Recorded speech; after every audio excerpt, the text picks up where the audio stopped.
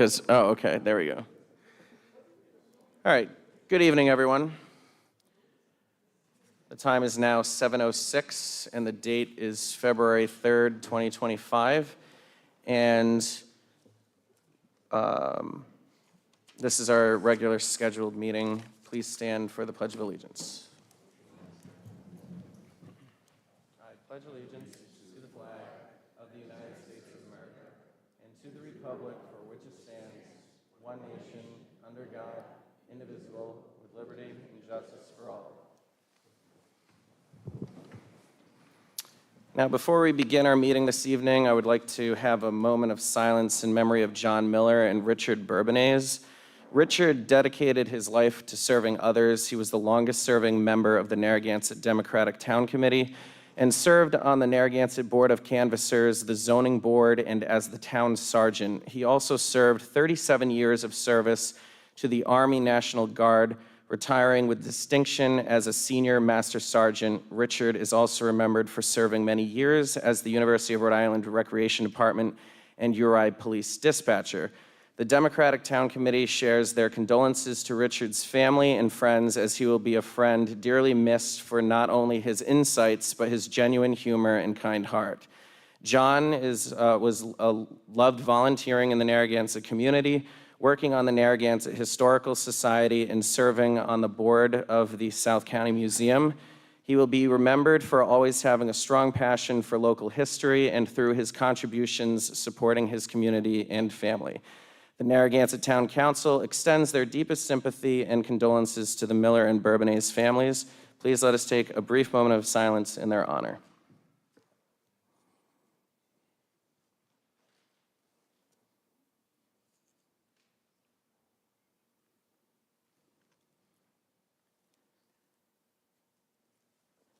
Thank you.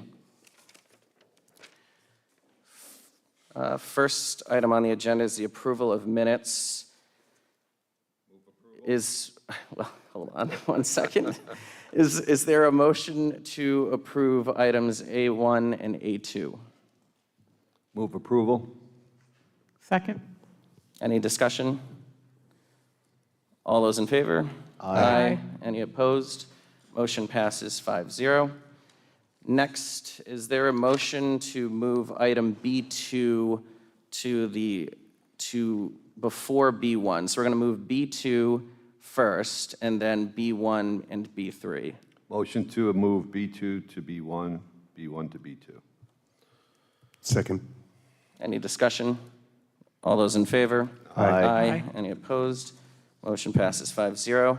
So item B2, we have a very special guest in attendance this evening.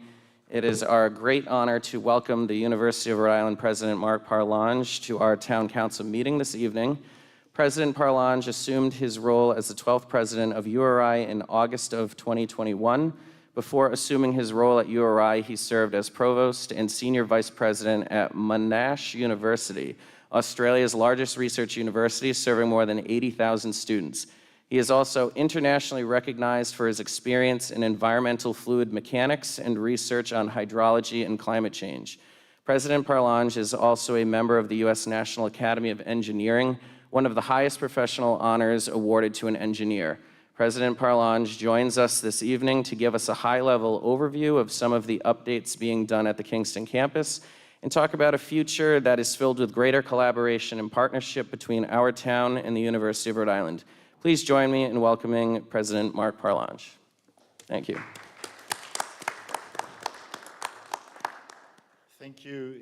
Thanks so much for the warm welcome. We're really happy to be here. I just wanted to begin by noting that I'm joined by a number of my colleagues from the University of Rhode Island. So Vice President for Student Affairs, Ellen Reynolds, Becca Carroll, who's also helping in government relations, and our Director of Government Relations, Lauren Burgess. So we're happy to talk about some of the things going on at the University of Rhode Island. I think first and foremost, I want to say that we are, of course, not only neighbors, but we are friends. We are members of the community. And as the state's public flagship university, it's really important that we have these interactions and that we enhance our collaboration.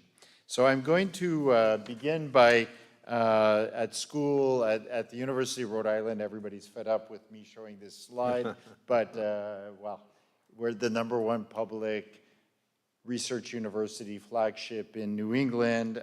This was very important because this was done, this was a ranking that was based on the Wall Street Journal, and they really looked at our graduates.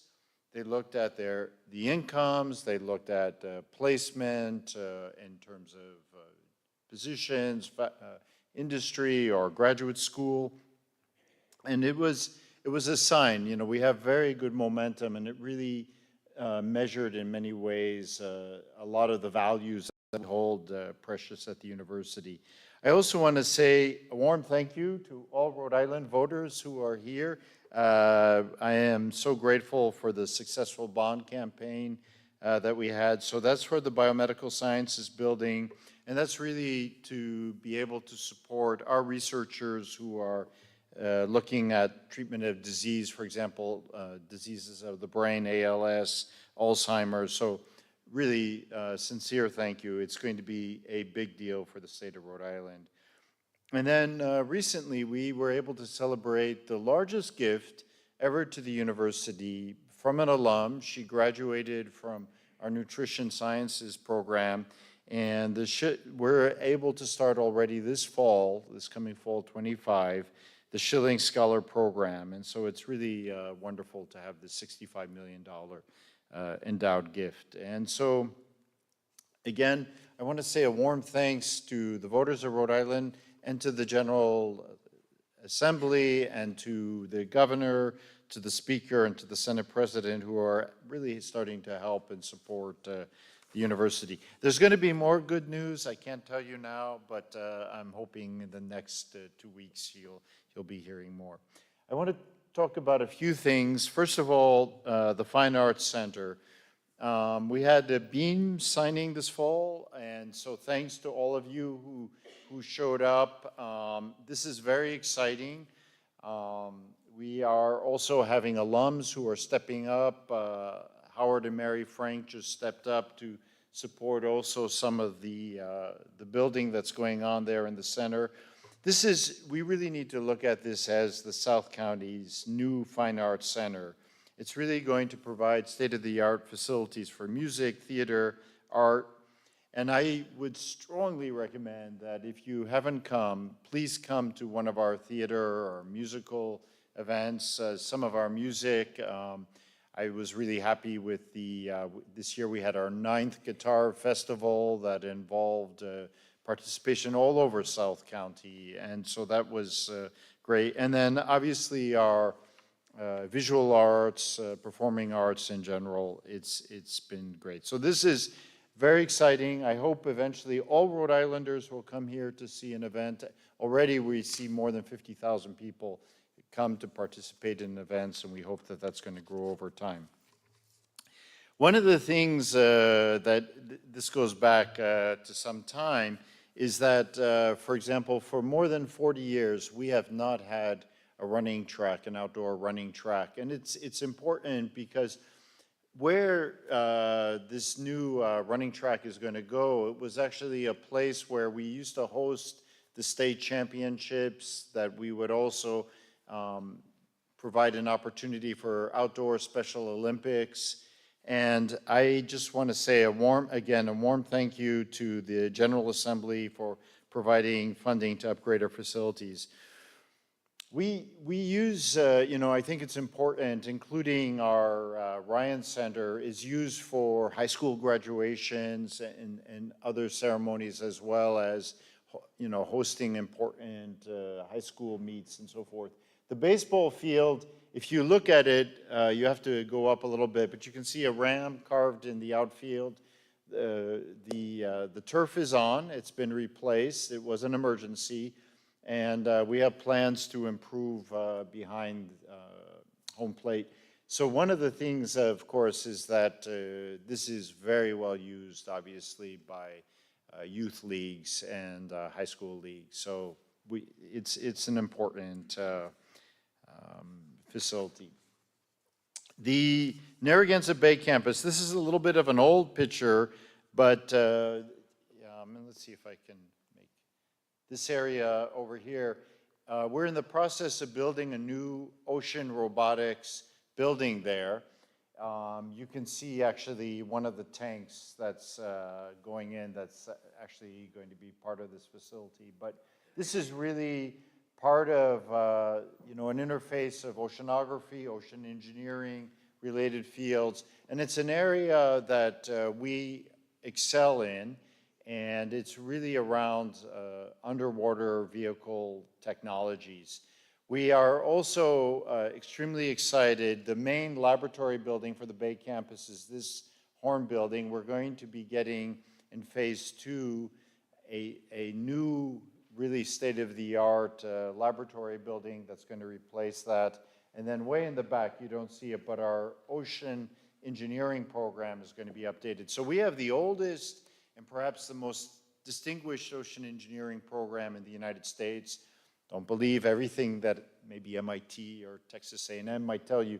We are the best on this, and it's really exciting because the facility right now is basically tin sheds, and if you go back there on a rainy day, it will leak. So I want to also thank the voters of Rhode Island who 2 years ago really stepped up and supported us for the Bay campus. So this is also partly, we're helping to attract companies, but we're also starting to incubate companies coming out of our laboratories. As I tell many of the students who originated from outside of Rhode Island, they are the new Rhode Islanders, they're starting the companies, and this is also part of the growing economy. I remind you that for every dollar invested in the University of Rhode Island, we return 6.25 the following year to the economy of the state. So this is important. I'm going to talk a little bit more about this because we host a lot of educational activities out on the Bay campus.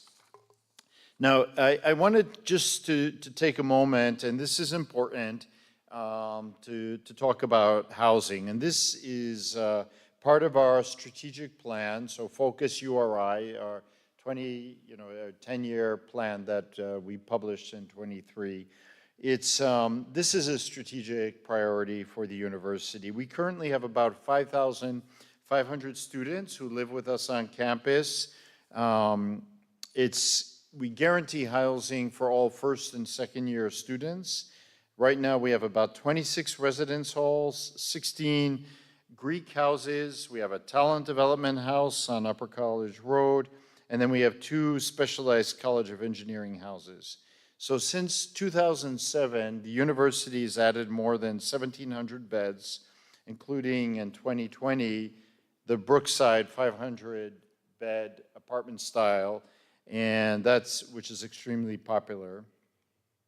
Housing is considered an auxiliary expense, so it has to be paid by student fees and not the state. And when we have question and discussion at the end, I'll also turn to my colleagues who are working on this. So a little bit about where we are. So right now, we are in the midst of a feasibility study for a public-private partnership with Gilbane Construction. This would deliver 1,100 new beds for undergraduates and graduate students. It will obviously allow us to address the demand for on-campus housing, and it will, certainly accelerate, a big need that we have. If the feasibility study works out, the construction should begin later this year, with the first beds becoming available in the fall of 27. So that's very exciting. And related, we are in the midst of developing a comprehensive campus plan. And so you'll see that there's the QR code. So if you can take your cell phone that will allow you to take the survey and provide feedback. But in fact, we're holding an open house. So February 12th from 3 to 5 in the Memorial Union. So February 12th, 3 to 5. And we would warmly welcome you. We really want to have your insights and share your thoughts. I know that our Vice President for Administration and Finance, Abby Benson, and our Vice President for Student Affairs, Ellen Reynolds, was with the Housing Coalition to talk in more detail about this. And so we really do want community input. At the time when we were writing our strategic plan, I was very grateful to all your input, and I think we tried to incorporate that, and that's just part of being good members of the community. So this is exciting. The current campus plan is more than 25 years old. It's been built out, and now it's time to think about where we go. I just want to come back and talk a little bit more about our commitment to being good neighbors. And these are just a few of the examples that just happened this fall in terms of programs with communities. So for example, on the top left, you have our rowing team, our Division I women's team. And here they were volunteering this fall to help with grounds and trails. Our students in the lower left actually give back in a number of different ways, including, this is an example of teaching world languages to elementary school students. In our top right, and Lori, our coach for the women's track and field team, and all the students on the team and the other coaches have been supporting. So these are actually the members of the team itself, but they've been holding free youth clinics. And we've had, in the most recent clinic, we had more than 200 children who participated. Very exciting, lots of good energy. And then the most recently, we actually had, and so this is, you see all the students that showed up for this day. This was a National Girls and Women in Sports Day. And so we had rowing and of course track and field and softball and lots of sports, but it's really to expose students. We also appreciate all the support that the students have been giving our basketball teams, soccer teams, and so forth. A little bit, many of you probably participated in sailing camp, which is hosted each summer at our sailing center in Wakefield. We have on the Boss Ice Arena, which we'll be celebrating this coming weekend, Brad Boss. We have open skates for the community. Obviously, lots of teams participate. I happen to know that we have the best swimming lesson for children at the Aquatic Center. It's, I've heard from many parents how pleased they are with this. And then it's good to remember that actually we train all the lifeguards in Rhode Island at our pool. So it's a busy place. I'm also pleased, we could talk a little bit more, but we are revising or upgrading a little bit the swimming pool facility. So it should be a little bit more of a pleasant experience.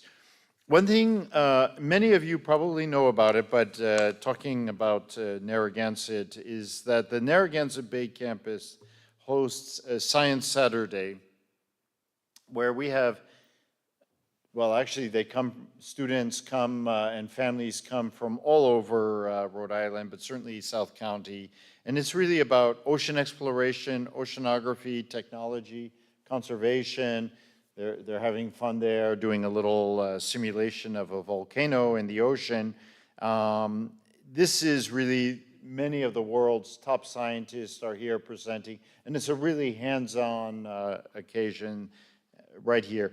Our Bay campus is home to a lot of K through 12 programming, including the Ocean Classroom, Ocean Science Exploration, Sharp Camp, which has really been particularly popular. And then we have regular lectures and symposium out on the Bay campus that are just fascinating. And it's really something special, I think, just to be able to learn about. Some of the other things I wanted to highlight, many of you, and I know you because I see you there, On Tuesday nights in the fall, we have the honors colloquium. That's been extremely important. We have a lot of activities related to cooperative extension, getting back to our land and sea grant roots, including opportunities like 4-H, food recovery, nutrition. We have more than 400 volunteers who participated in our Watershed Watch, and I'm very proud about our nanobioengineering lab, which has created the Rhode Island Pharmaceutical and Biological Engineering Academy, which is supporting students at Narragansett High School with interactive seminars and hands-on experience. There's a lot other things going on, including the SMILE program, science and math, investigative learning experience. So it's an after-school STEM program for students 4th through 12th grade, promoting higher education for our students. And there's many opportunities, but I'll stop there. I'm just so excited about the future of URI. I really look forward to working together. I also want to thank you all for coming out this fall to support our football team. I was really worried on Thanksgiving weekend because all our students were away. We didn't have the marching band, and it was like for the first time in 39 years, we made the playoffs. We were hosting first round, and it was just great that people just came out to support the university and the team, and so they really felt it. So I just want to say a warm thank you, and thank you for inviting me here this evening. And good to see you. I feel badly. I'm sort of turning back to everybody. Thank you so much for coming out, and I'm sure, I know we're a little short on time, and I do apologize. I realize that we have a public hearing coming up at 7:30, but really just want to extend a warm thank you for coming out and sharing all of these wonderful initiatives with us, and encourage, greater community collaboration between Narragansett and the University of Rhode Island. We would love to see more ways in which our community can get more involved, as well as the URI community to get more involved in the Narragansett community. I know that this was a topic of conversation that we had talked about when you welcomed us to the University of Rhode Island, was the initiatives or programs that are being offered to bring Narragansett Public School students to the university, getting them more involved with some of the programs and resources that are at our doorstep. So really, if there's anything more that we can do to build those relationships, we're all for it. Yeah, we warmly welcome it. I know there's good connections also, speaking on behalf of my colleagues, for example, with the police department, town managers. So thank you. We're really grateful for these interactions. Excellent. So important. Does anyone have any questions or follow-up comments? I just wanted to say thanks, and my family goes to all of those events that we talk about. Okay. Oh, that's great. Yeah. Bring your neighborhood. Yeah. Absolutely. Thank you so much. So we'll take a brief moment to rotate out, unless you're planning on staying. I would like to invite up, real quick before the public hearing, yes, I would like to welcome our next guest. Is no stranger to Narragansett. It is our honor to welcome South Kingstown Town Council President Pro Tem Mike Marin, who's going to provide us with a special update. Thank you. Thank you, Mr. President. My name is Stephen Stokes. I'm with Vice President Marin from South Kingstown. I'm a Charlestown Town Councilor and the President of the Washington County Regional Planning Council, which is what's on your agenda this evening. So very briefly, because I know we're short on time, the Washington County Regional Planning Council is a board that's made up of one councilor from each town within Washington County. In this particular case, Narragansett is currently the only one that does not have a current representative of the towns that are membered now. We've received Westerly. Vice President Marin is the South Kingston rep. I'm the Charleston rep. We have Richmond, Hopkinton, and North Kingstown. President Mancini is from North Kingstown.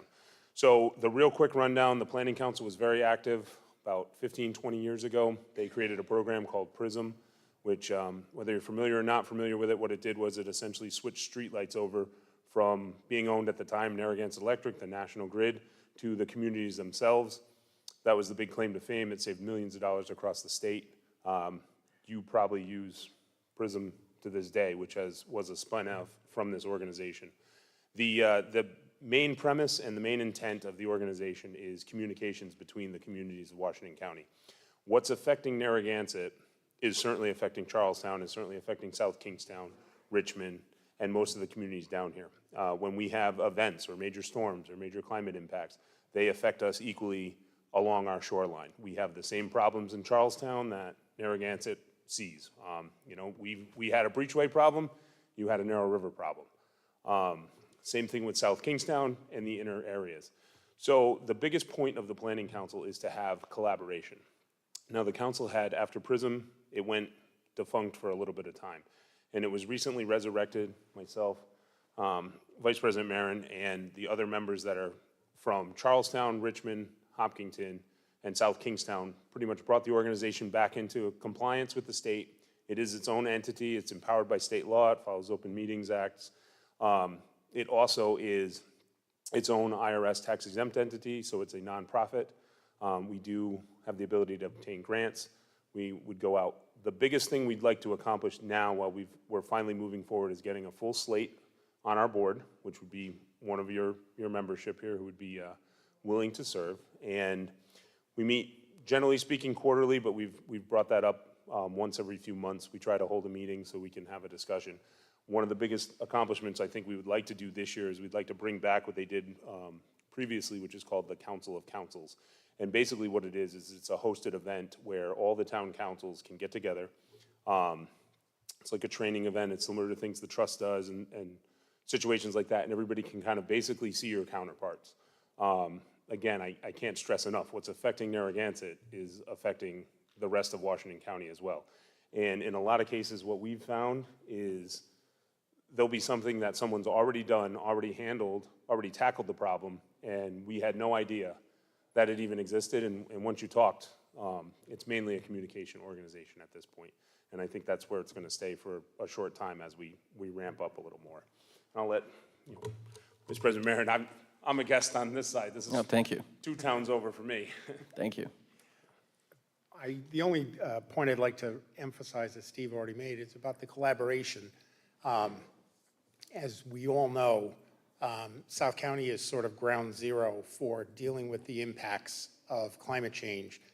And part of our discussions, even with just the core members that we've had in the last 2 years, there have been good discussions and ideas about what we can all be doing together, because no one town is going to be able to tackle this. We may or may not get help from Providence, but if we can work together, if we can communicate with each other, if we can have the town managers working with us, we may be able to find some work that we can do together that we couldn't do alone. So we really appreciate the opportunity to have you join us. Thank you. And really quick follow-up questions, because I want to be mindful of your time, so I don't expect you to wait around. You've already answered how often you meet. Are there dues that we pay? I think you answered this in the past, but just for that record. Yep, so the Planning Council, they're voluntary dues for each town. We submit a budget to the towns. I think last year's dues, if Narragansett were to be in it, I believe were $4,800 for the entire year. The Planning Council does not have a big budget. It's, it's basically for our website. It keeps our maintenance going. And it's based upon population of town and coastal community. The budget is being discussed now for the upcoming year, and really the only major addition is what it would take to put in the Council of Councils as, I don't know, that's probably a workable name there. Do you know if we've contributed dues over the last couple of years without sending someone? Narragansett's an original founding member. Now the council has been defunct for a while until about a year and a half ago now. Okay. And we're back to full, so no one's contributed. No, Charlestown this year has, South Kingston has just approved it.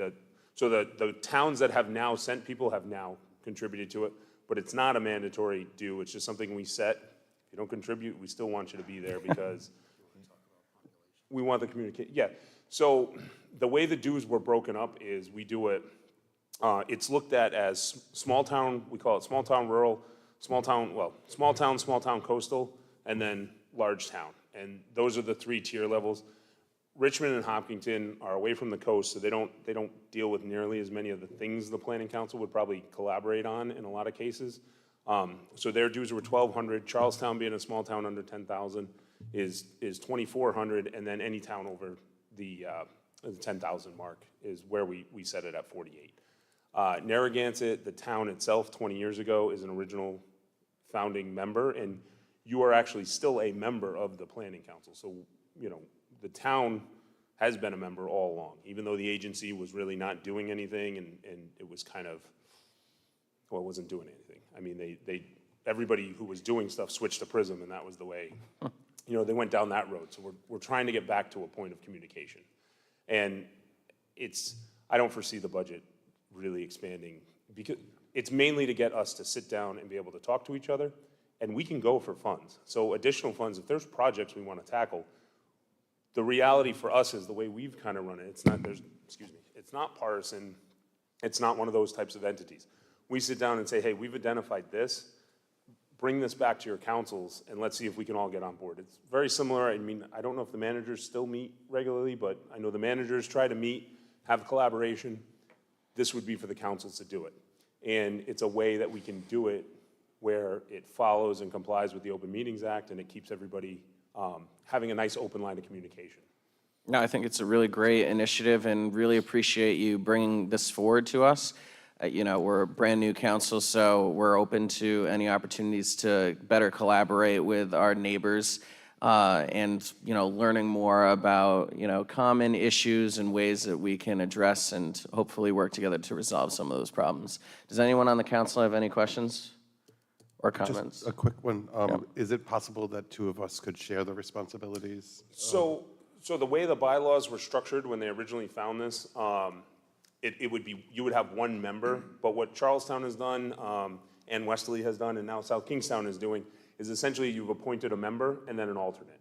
And it's an open meeting, so we would welcome, I mean, if 2 people want to come, by all means, obviously, it would be a risky venture if more than 2 of you came, even though it is a open public meeting. I don't think we would do that. It would, yeah. Unless it was the So, big collaboration that was yeah, advertised. which is a totally different story. That's an event that's. We just want to make sure that go through if the proper channel. whoever we elect to be that delegate, if something came up and they were traveling, that we'd have the alternate option to send that individual. That's not a problem at all. What we can do is, this has actually become something that's happened now through multiple towns. We just amend the bylaws, and we can take care of that. That's not a hard thing to do at all. And currently, we're meeting in Charlestown at the town hall in the annex. We have a conference room that was really only because in the very beginning it was just us and it was central. We are completely open to, you know, kind of moving around. We have towns and, you know, space, and if we move the meetings around a couple times a month so everybody can kind of get out to the other councils, I think, you know, as somebody who's now stood in front of every council in Washington County with the exception of Block Island, there are very important things that we can all collaborate on that I think would push us all very much forward, that we're all struggling with one way or the other, and even just new ideas that, hey, we're doing something, hey, you know what, do you guys want to come on board with this? It's something that I think is going to make us, as the southern end of the state, a much more robust area. We know just the nature. A lot of times the northern end of the state, the priorities at the northern end do not necessarily echo themselves to the southern end of the state. And you know, in a tactful way of saying that, sometimes we do need to look at it from our perspectives and say, hey, where are we in this rotation, and how can we go as a unified front to try to address some of these things? Excellent. And when's your next meeting? It's going to be the 11th. February 11th. Yeah, Oh, all right, good. we moved the time, so it's 6. I don't have it in front of me, I'm sorry, I live by Nope, my that's all right. calendar. We'll follow up afterwards. I will, did you transmit all the bylaws and? So we will send you a package which has all the bylaws, all the history, all the proper tax documents, Secretary of State filings, everything you'll need so you can screen it and you guys can take it apart. We'll follow up with any questions along those lines. Really appreciate you guys taking the time to come out and share this with us, and we're looking forward to this collaboration. Thank you so much, and congratulations. Thank you. Good luck. I appreciate it. Thank you. Thank you. So now we're going to skip over B3 for now. Is there, and open forum for that. Let me just make a note here. Is there a motion to hold a public hearing on an ordinance and amendment of Appendix A of the Code of Ordinance of the Town of Narragansett, Rhode Island, entitled Zoning, to allow mixed uses in BB General Business Zones? So moved. Second. Any discussion? All those in favor? Aye. Aye. Any opposed? Motion passes 5-0. So we are now holding a public hearing. Is there anyone who wishes to come up and speak?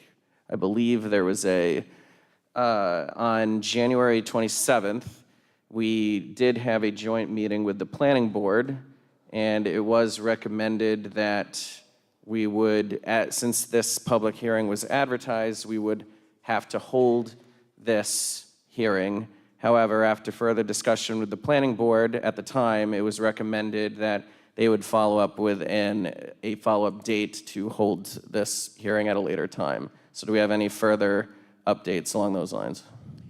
Yes, Council President, I have a memo from Mr. Brady, the chairman of the planning board, requesting that the hearing be continued until May the 19th. The planning board is going to have a subcommittee work on it, as well as the rest of the planning board. This time schedule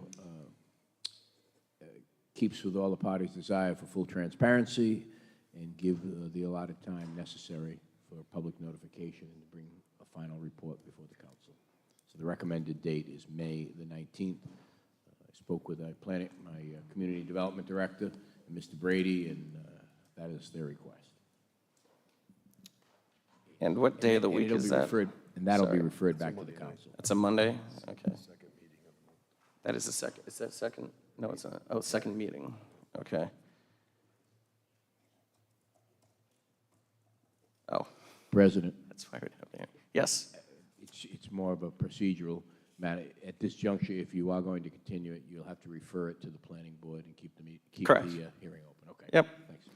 So the recommendation from the planning board, and I just want to echo our compliments to the planning board. I thought that the conversation went really well on January 27th and really appreciated all members of the planning board were present and actively engaged with the town council on this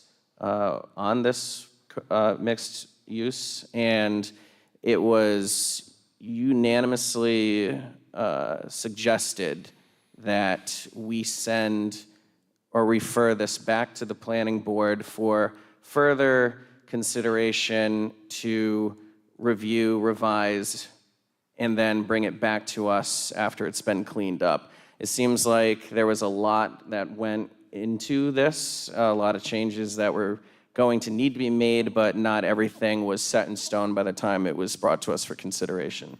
So with that being said, is there a motion to continue this public hearing to May 19th and refer it back to the planning board? And I don't need to say the time at this time.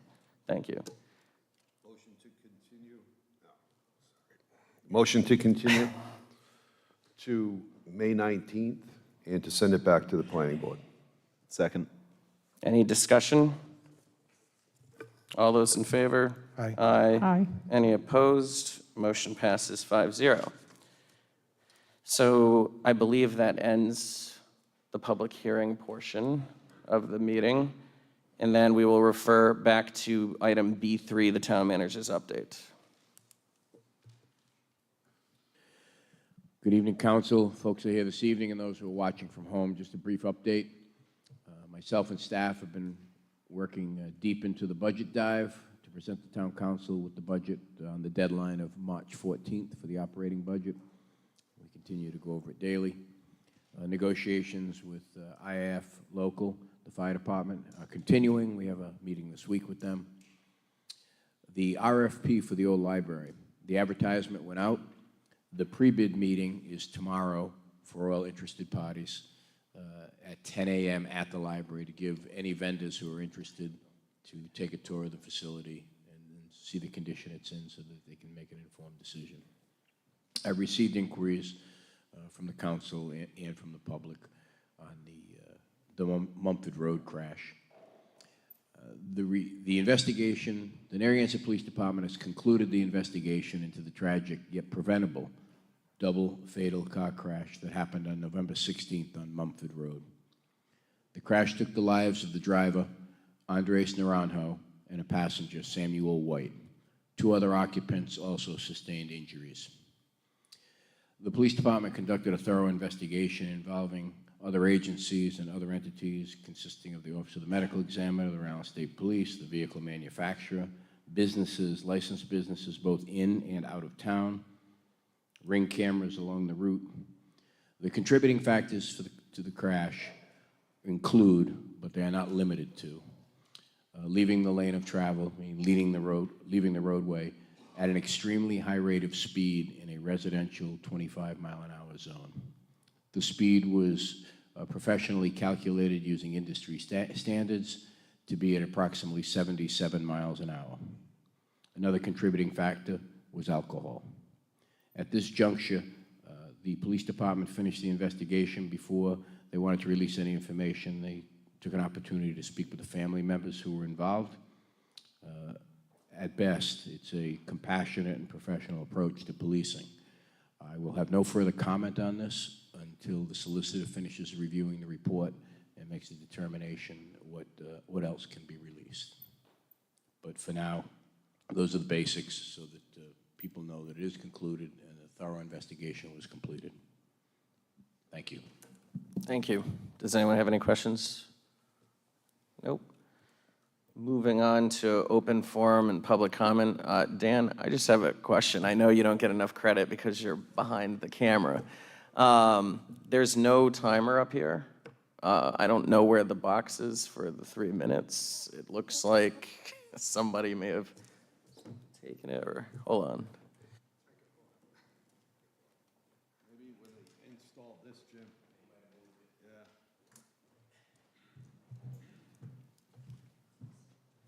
These got installed, nice.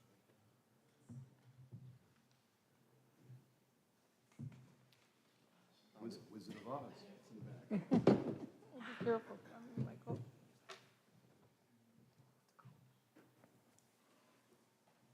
Do we need a vote on a recess for a moment? I think, okay.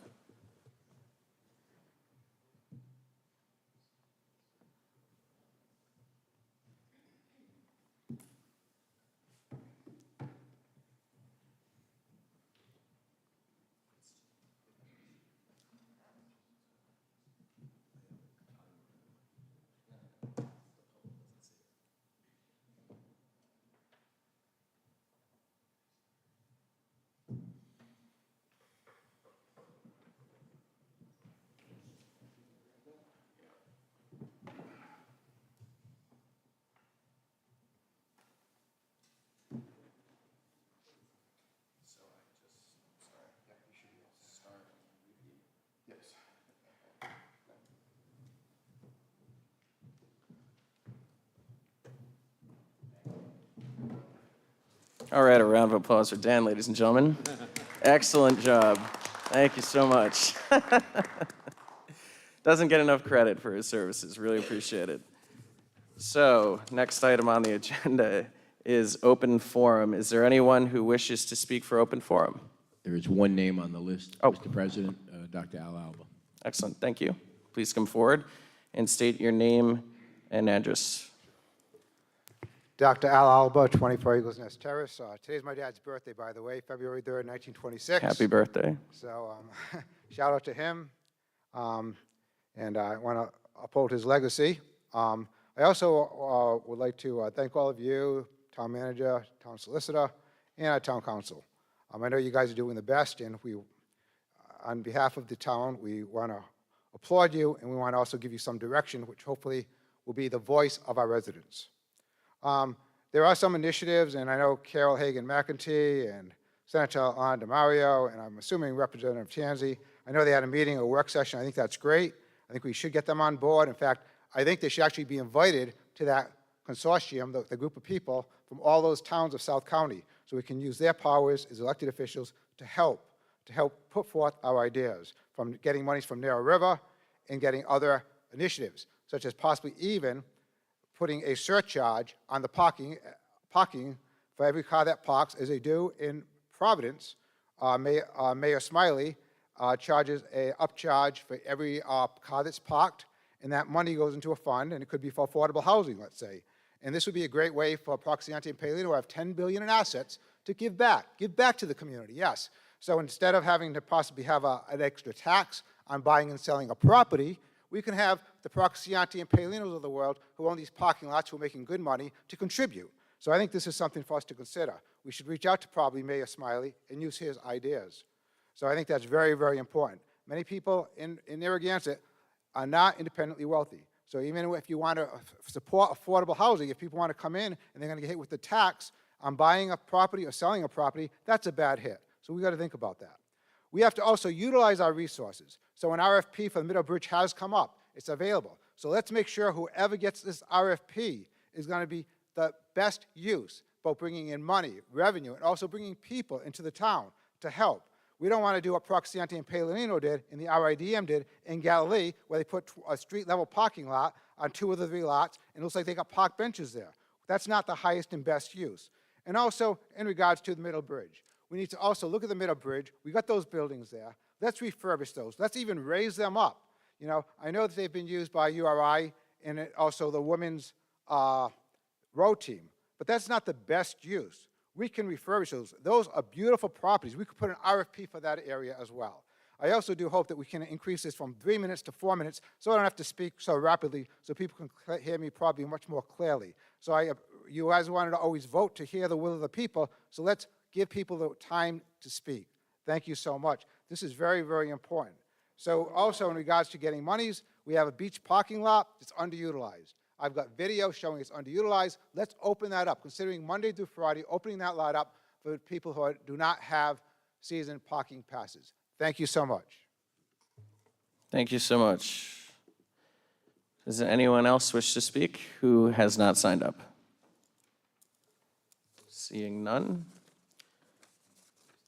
Next item on the agenda, is there a motion to approve consent agenda items D1, D2, and D3? I would like to remove one of the items. And which item is that? Let me put my glasses on. D1, please. Item D1, so we'll temporarily, do we need to approve the removal of that item first? No? So is there a motion to approve consent agenda item D2 and D3? Motion to approve. Second. Any discussion? Anyone from the public? All those in favor? Aye. Any opposed? Motion passes 5-0. Back to consent agenda item D1. Is there a motion to approve a consent agenda item D1? Motion to approve. Second. Any discussion? I would just like to say, as many of you know, I am the co-president of the Wakefield Rotary Club, and I just wanted to pull this to just talk about the Rotary and thanking the town for allowing us to do our Narragansett Arts Festival. This is one of our 2 big fundraisers. Everything we make at the Arts Festival goes right back to the community. This past week, we just gave back to the community $20,000 in funds to places like Habitat and the Welcome House. So I just wanted to say thank you and appreciate it. Well, thank you, Donna. Yes, thank you. Really amazing work that the Rotary Club does, and I know you actively are recruiting outside of your duties as town council members, so really appreciate all the hard work that you guys are doing. Does anyone else have any other questions for Donna? Anyone from the public? All those in favor? Aye. Any opposed? Motion passes 5-0. Next item on the agenda is old business. Is there a motion to appoint one individual to the Land Conservancy Trust for a 3-year term set to expire on November 1st, 2027? Can we continue this to the next town council meeting? 4 new people applied, and I would like to give us the opportunity to look at those applications. Does anyone else have any other comments on this, or do we have to vote first to discuss this? I just want to make sure we're doing this correctly. It's up to you how you want to address it. If you want to take the motion for the amendment or the motion by Jason, or if you want to talk about. Is there a motion to discuss the appointment of one individual to the Land Conservancy Trust for a 3-year term? Set to, actually, you know what? Let's scratch that. Is there a motion to continue the appointment of one individual to the Land Conservancy Trust for a 3-year term set to expire on November 1st, 2027, on the basis that we had some last-minute applicants? Motion to continue. Second.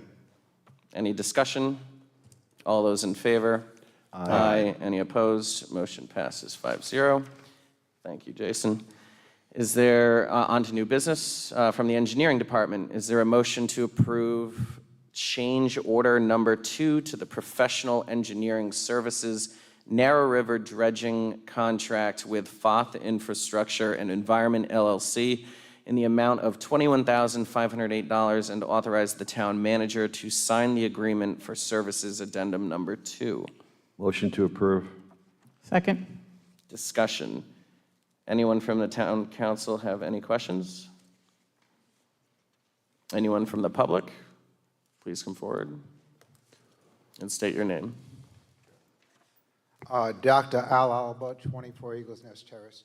So I did reach out to Senator Reed, and when we got informed, when our town manager got informed that there weren't any monies available for this fiscal year for monies that were allocated for such improvements such as, dredging, his office did get back to me, which was great.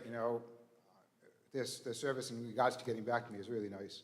And they did say that, they will work at, trying to get monies the next fiscal year. So I don't know if Representatives Carol Hagan-McEntee, Representative Tanzi, or Senator Alana DiMario, if they could possibly reach out to them, Senator Reed, like I did, I'm just a constituent, and see if we can get any more additional monies for the dredging. Thank you. Thank you. Anyone else from the public wish to speak?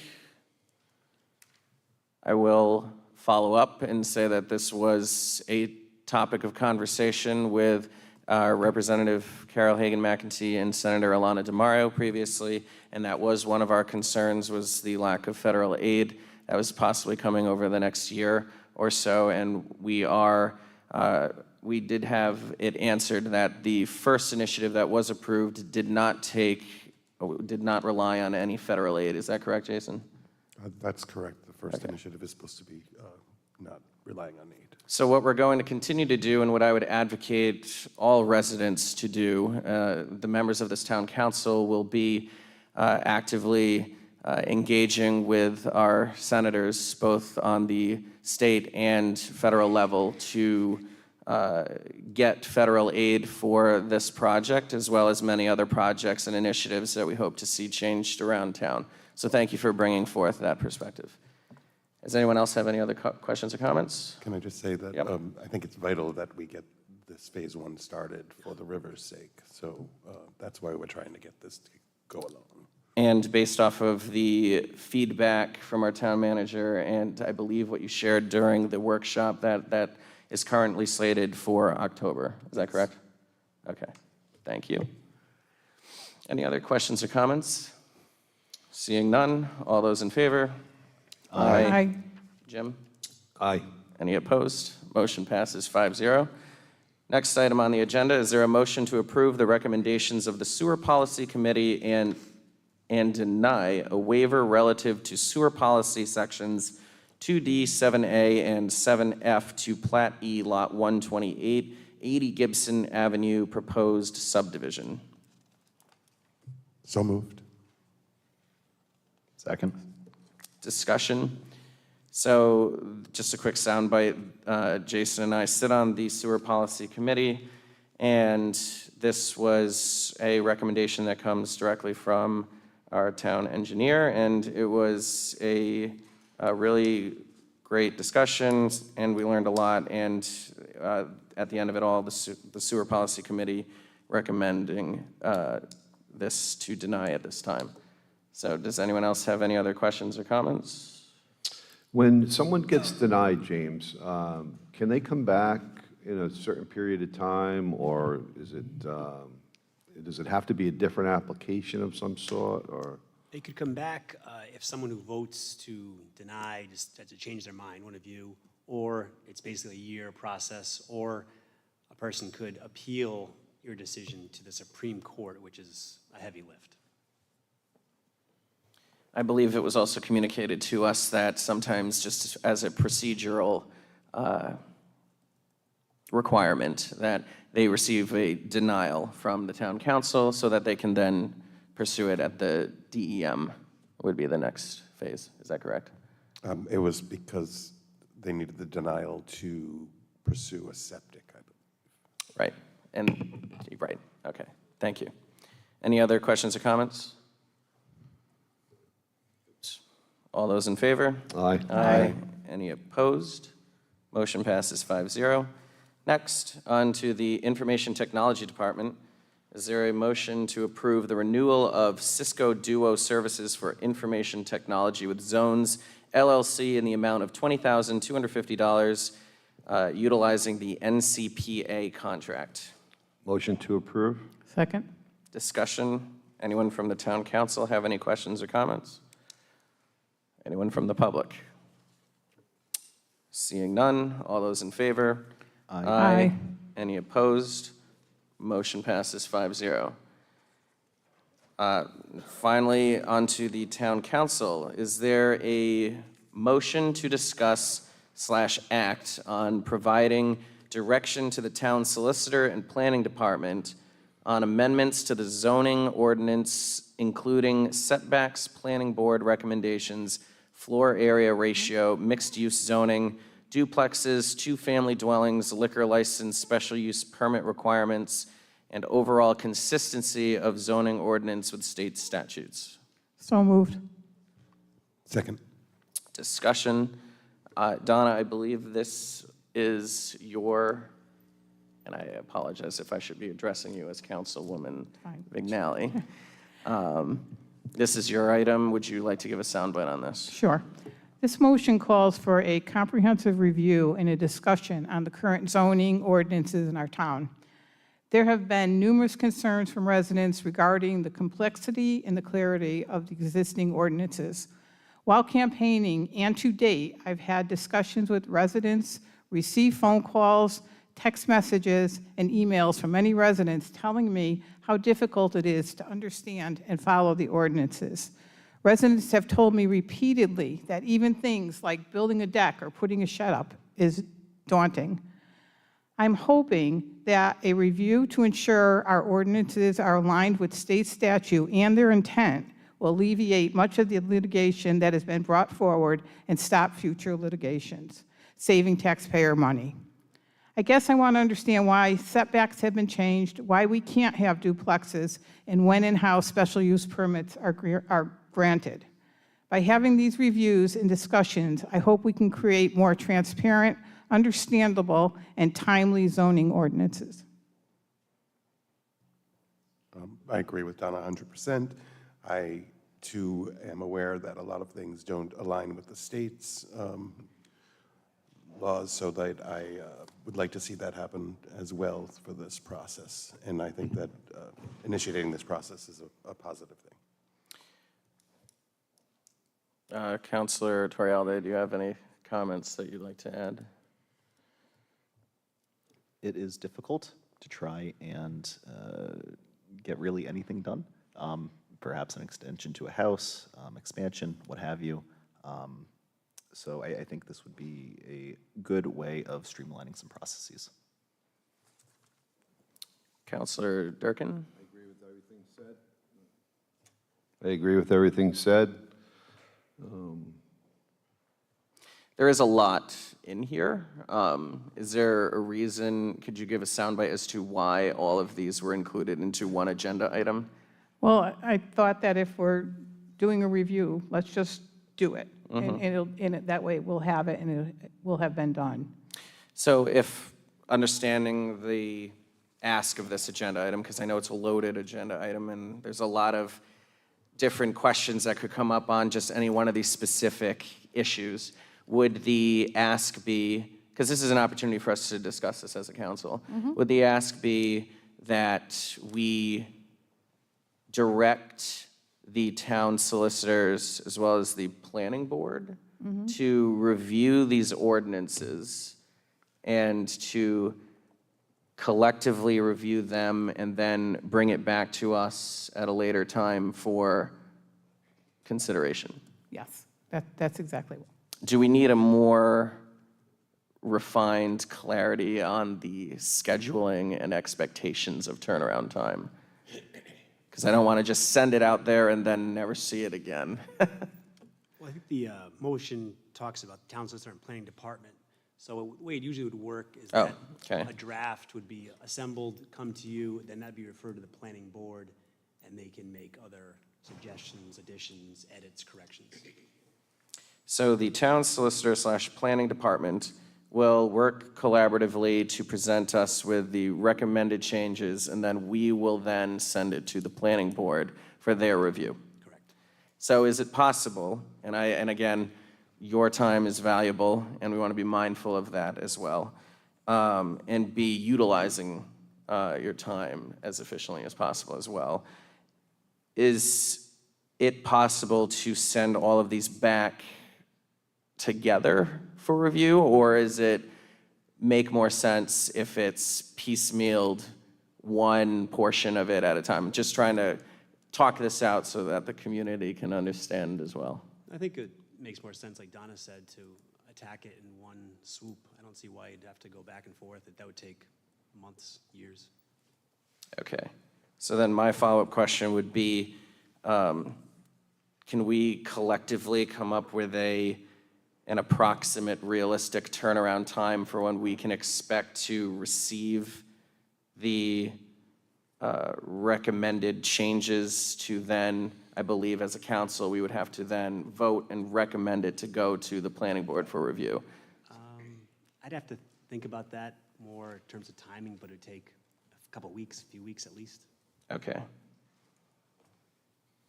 And I don't believe that we have to vote on a specific turnaround time based on how it's written. This is just a motion to discuss the act in which we're planning on going about addressing this review. So my recommendation, and not to rush anyone because I know February is a short month, is that we revisit this item in March, either at our first or second meeting, and that is something that Jim and I can collaborate on when putting together the agenda and working with you directly to see what makes sense as to whether or not we want to put it on the first or second meeting in March. That makes sense. Okay. Does anyone else on the council have any other questions or comments? And I do want to say thank you, Councilwoman Vignali, for bringing this agenda item to the public, because we do get a lot of questions, and we do want to reiterate to the public that we are not sleeping on any one issue, that there are a lot of obstacles to overcome in order to get these things out there and to make these changes happen. So this is a really wonderful opportunity to be able to highlight a lot of the issues that are being brought to our attention and to show that we're not unilaterally making any of these changes, that we are actively engaging with the community and are open to hearing feedback throughout this entire review process. Does anyone else from the council have any other comments? I'd just like to say thank you. Yes, I think people will appreciate the many people who have come forward and have expressed their concerns, and so thank you. Anyone from the public wish to comment? Dr. Alba. Oop. Actually, it doesn't matter. Hello, Mr. Frandy. Please state your name for the record. Stephen Ferrandy, 44 Sylvan Road, Narragansett, Rhode Island. Thank you, council. Appreciate the time to talk. This particular ordinance, if you really read it, and I'm glad that Mr. Menzies understands the totality of this ordinance, is that this is basically, possibly could be a rewrite on just about our whole zoning ordinance. So I appreciate Ms. Vignali for saying, you know, a lot of people do complain about the ordinances. I understand that, but, you know, you can't just come in with any plan that you want to do in this town or any town, and there's a variance process, there's all other things in place, safeguards in place. So to paint it with such a broad brush that everything about this, to direct the planning department on zoning setbacks, floor area ratio, mixed-use zoning, duplexes, two-family, liquor licenses, special use permit, overall consistency with the zoning ordinances. You know, I hope that the council can spend some time reading the ordinances now and really understand what they are. We've had changes with them. We've had what's called a bulk zoning ordinance that's helped the town. A lot of what the town has been working on has been good quality of life ordinances for the neighborhoods. So I realize some people aren't going to be happy with it, but there is a process, a variance process. There's a process of, you know, changing your, the size of the homes and whatnot. So I think it's just a little disingenuous in some ways to say I've got a lot of complaints. I was on the council too. I didn't get that many complaints. Only complaints I got were people that didn't want to stay in the zoning rules for their purposes. So, you know, I don't really agree with taking a whole look at everything on this, but, and maybe if you slow it down a bit and look at it a little further, you could pick out something that you're really looking to do. But I just don't want this to mask as a complete zoning ordinance because everybody doesn't like the zoning. And that's not true. It's disingenuous to say that our zoning is awful. And I hope it's not said anymore. Thank you. Thank you. Anyone else? Dr. Alba?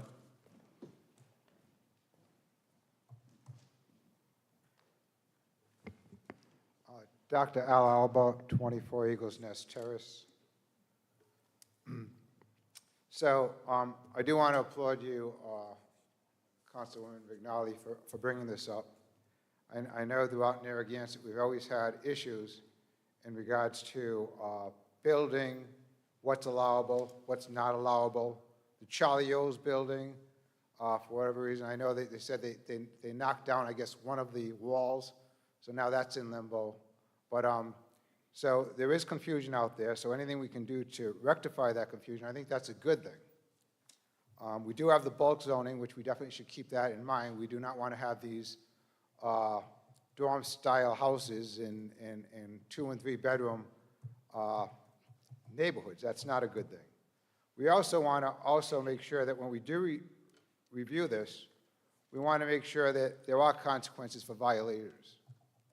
As you all know, or you might not know, but the 20-year street-level parking lot in Galilee, that particular lot on our zoning that's been approved by the town of Narragansett is Galilee business. Galilee business does not allow street-level parking without a special use permit. So right now we have the RIDM, which is a state agency, approved street-level parking, which is in contrarian to the town of Narragansett's ordinances.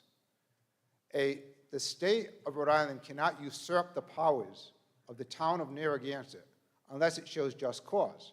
For example, if an airport was the benefit for the entire town, then through eminent domain, they can argue we can usurp the powers.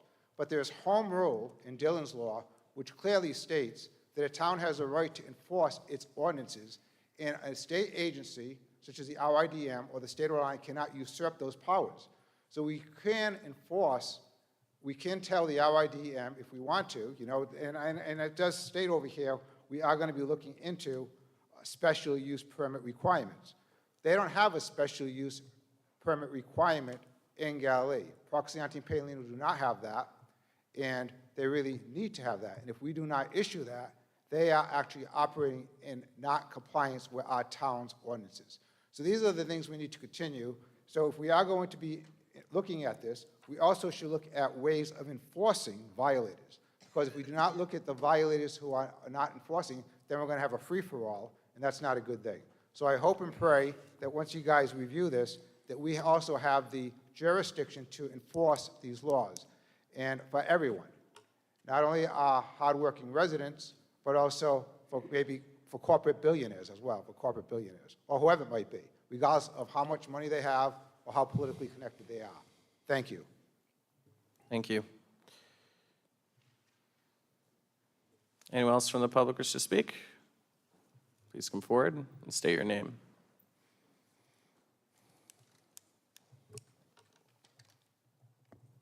Paul Zonfrillo. Paul Zonfrillo, 7 Windward Circle. Well, I have to give you guys credit for telling us when you're directing the solicitor to do something this time. It appears the short-term rental ordinance just no longer got enforced. I'm sorry, the no more than 3 student just whoosh, no more got enforced without any record of how the solicitor got directed. So that's progress there on being open. Congratulations for that. You know, I'm concerned with this myth that we should do something to keep us from getting sued, because you can't stop that. But the key is to keep the landlords happy, because no resident that I know of has ever broadly sued the town, had a $70 million slush fund to go sue the town like the landlords have in Narragansett 2100. And my big concern is that you're framing the debate in terms of being in compliance with the state.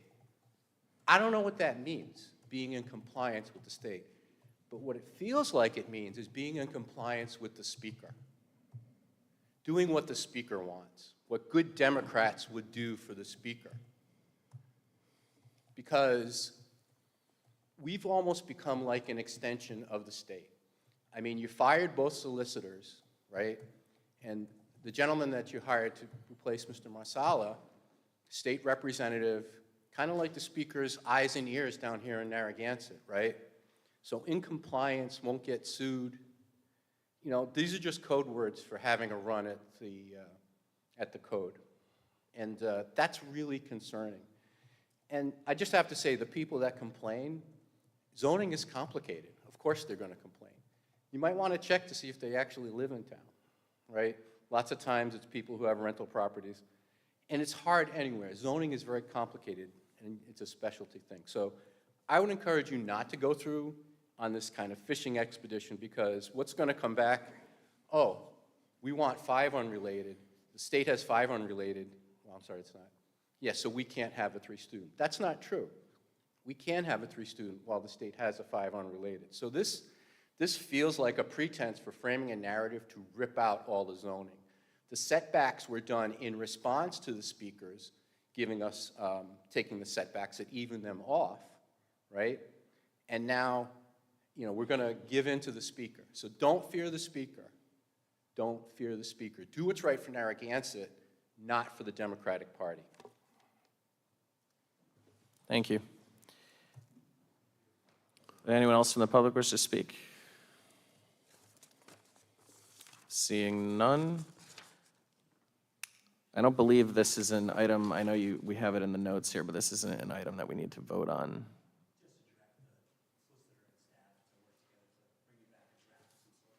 Okay, so then the motion's on the table to direct the town solicitor and the planning department to work on the amendments to the zoning, and including everything listed here, and then bring it back to the town council for further consideration.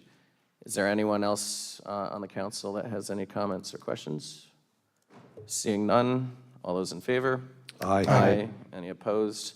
Motion passes 5-0. Next item on the agenda, is there a motion to reschedule the work session on February 18th, 2025 that was scheduled to discuss the short-term rental ordinance? So moved. Second. Discussion. So this item is on here because after a conversation with our town solicitor, it was recommended that that we don't hold the format of the work session that we're really envisioning to have. And I think Donna, or Councilwoman Vignali, you can give a better soundbite as to the vision of this workshop for short-term rentals.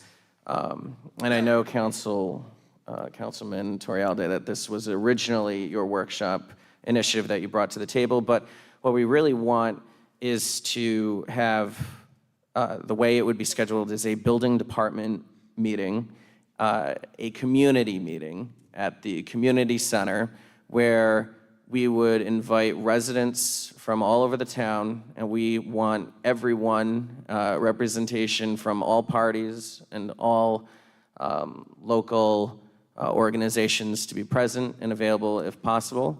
And we would like to have roundtable discussions, look at the ordinance itself, and work through the values of each community to see what works, what doesn't, what needs to be amended, what can stay. And that was particularly clear as we were reviewing and bringing this up for consideration in the first place, was the number of residents who said that it was not a perfect ordinance, that they do believe that it should be revised, and this is our way of addressing and collaborating with the community to have those roundtable discussions, and I think that's very important for us to have. And after further consideration, I just don't believe it's viable to get all of that discussion in this room, done and organized and in a format that doesn't violate Open Meetings Acts right before a meeting. So my recommendation was to reschedule the work session to a later time, and I don't know if there was a date that was found for the community center to be available. No, when we spoke about it, Okay. I just had a couple of points that I wanted to bring up Yep. on this. If we were having a common phrase you see it all the time, a town hall meeting, it wouldn't be a council meeting, it would be a town hall meeting. If it was going to be held at the community center, first of all, we have to set it up with audio, and would a town council subcommittee be present there, or did you want the whole town council there?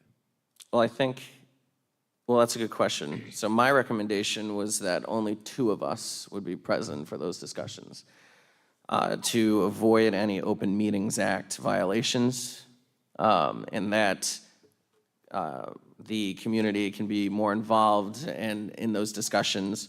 And I think Jim, you should be present at that meeting, and whoever else here wants to attend that meeting should do so as well. And the idea is that this community roundtable discussion, it's not the end of the discussion.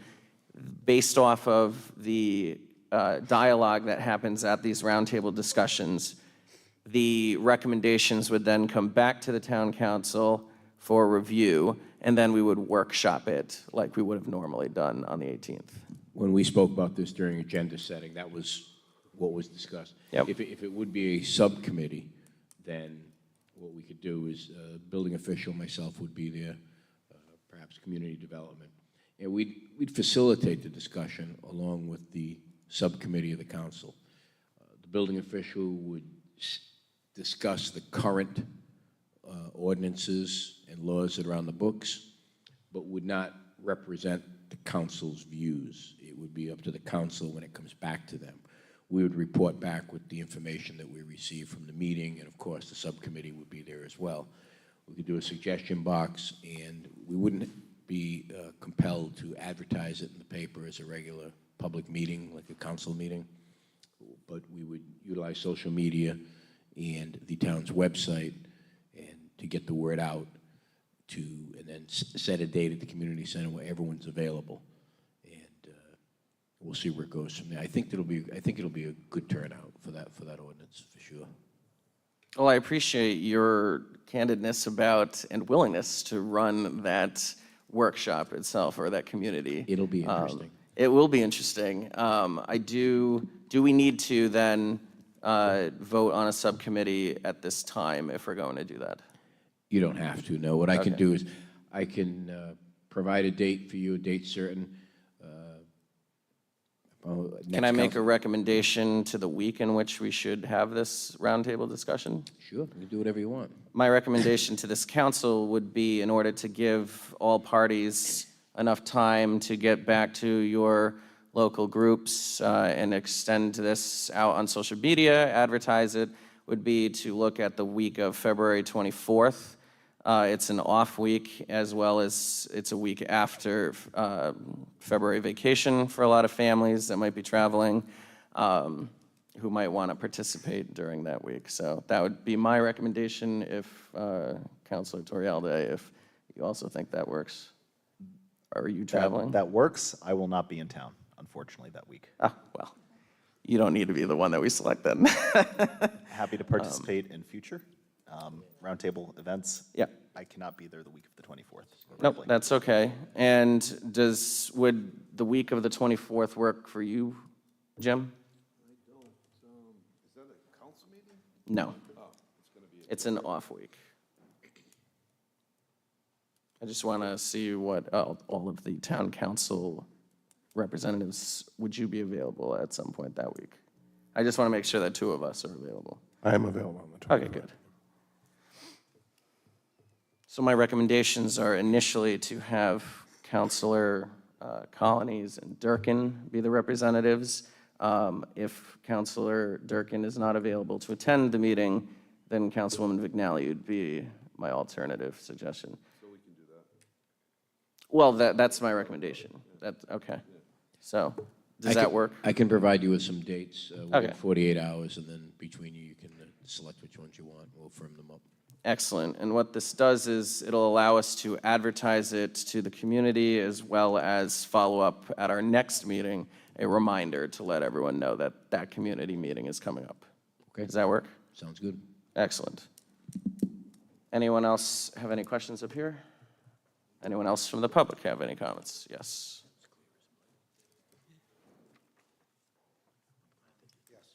Dr. Al Alba, 24 Eagles Nest Terrace. And I respect Councilman Durkin very much. And I know he will be unbiased, but I know he has also rentals in the property. And if this is discussing short-term rentals, some people might, on the outside, think it's might be a conflict of interest in regards to his ability to be objective. So that's the only question I would like you to consider, Council President. Thank you. Thank you. And before moving on, I will address this unusual question. This is meant to bring all the biased parties to the table, to have that roundtable discussion so that all of the personal opinions can get out there. We fully expect to see engaging of back and forth opinions, different invested interests, but at the end of the day, we need to hear all of those opinions in order for us to create a more unified, constructed ordinance, I believe. So I think Councilor Durkin has extensive background experiences and will be talking not from his views as a town council member, but as a valued member of the community who just happens to own property and owns all of that real estate. So do you wish to still come up to comment? Yes.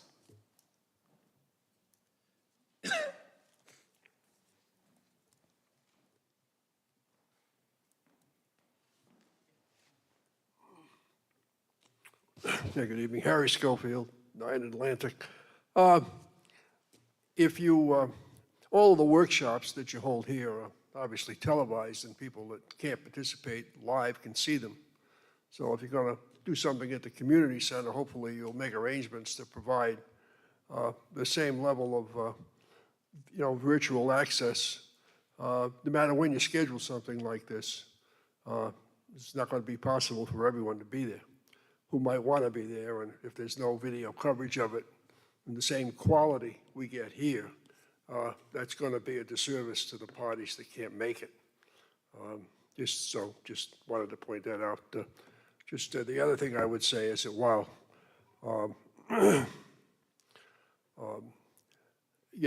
have said on some occasions that, there's certainly, it's a new ordinance and there's areas of it that can be improved.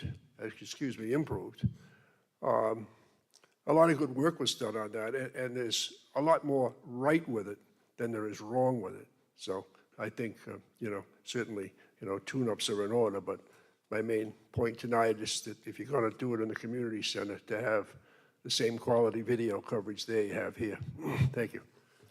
Thank you. And again, I will actually comment on that as well. And the reason why it was brought to our attention to, we really want to have these roundtable discussions, but how are you going to air it live on video, every individual table that's having these discussions? We absolutely agree in transparency, and we'll do everything we can to televise and allow everyone from home to view the work sessions that we're having.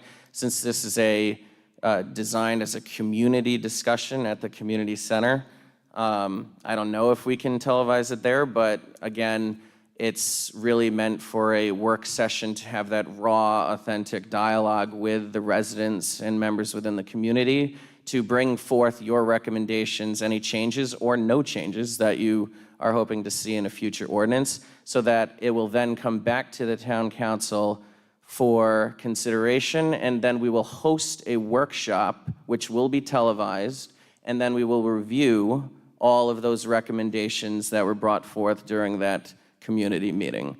So that is my response to that. And does anyone, yes, please come forward.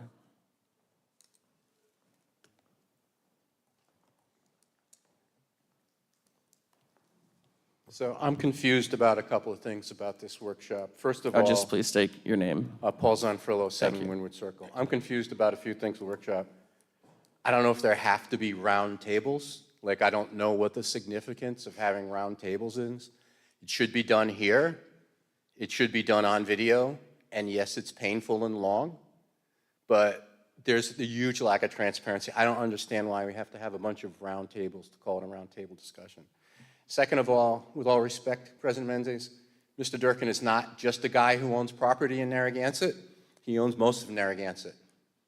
Okay, and having him up front and guiding the discussion is ill-advised. Thank you.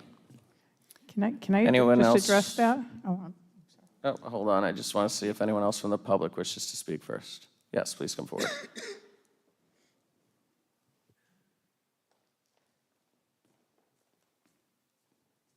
Thank you once again, Council Member Stephen Ferrandi, 44 Sylvan Road. My opinion on this is that I do not see any reason why it can't be held in this room. Like most work sessions are held. This ordinance has been very transparent. It has actually been introduced in at least 3 council meetings going back over to a year before. There had been adjustments in it.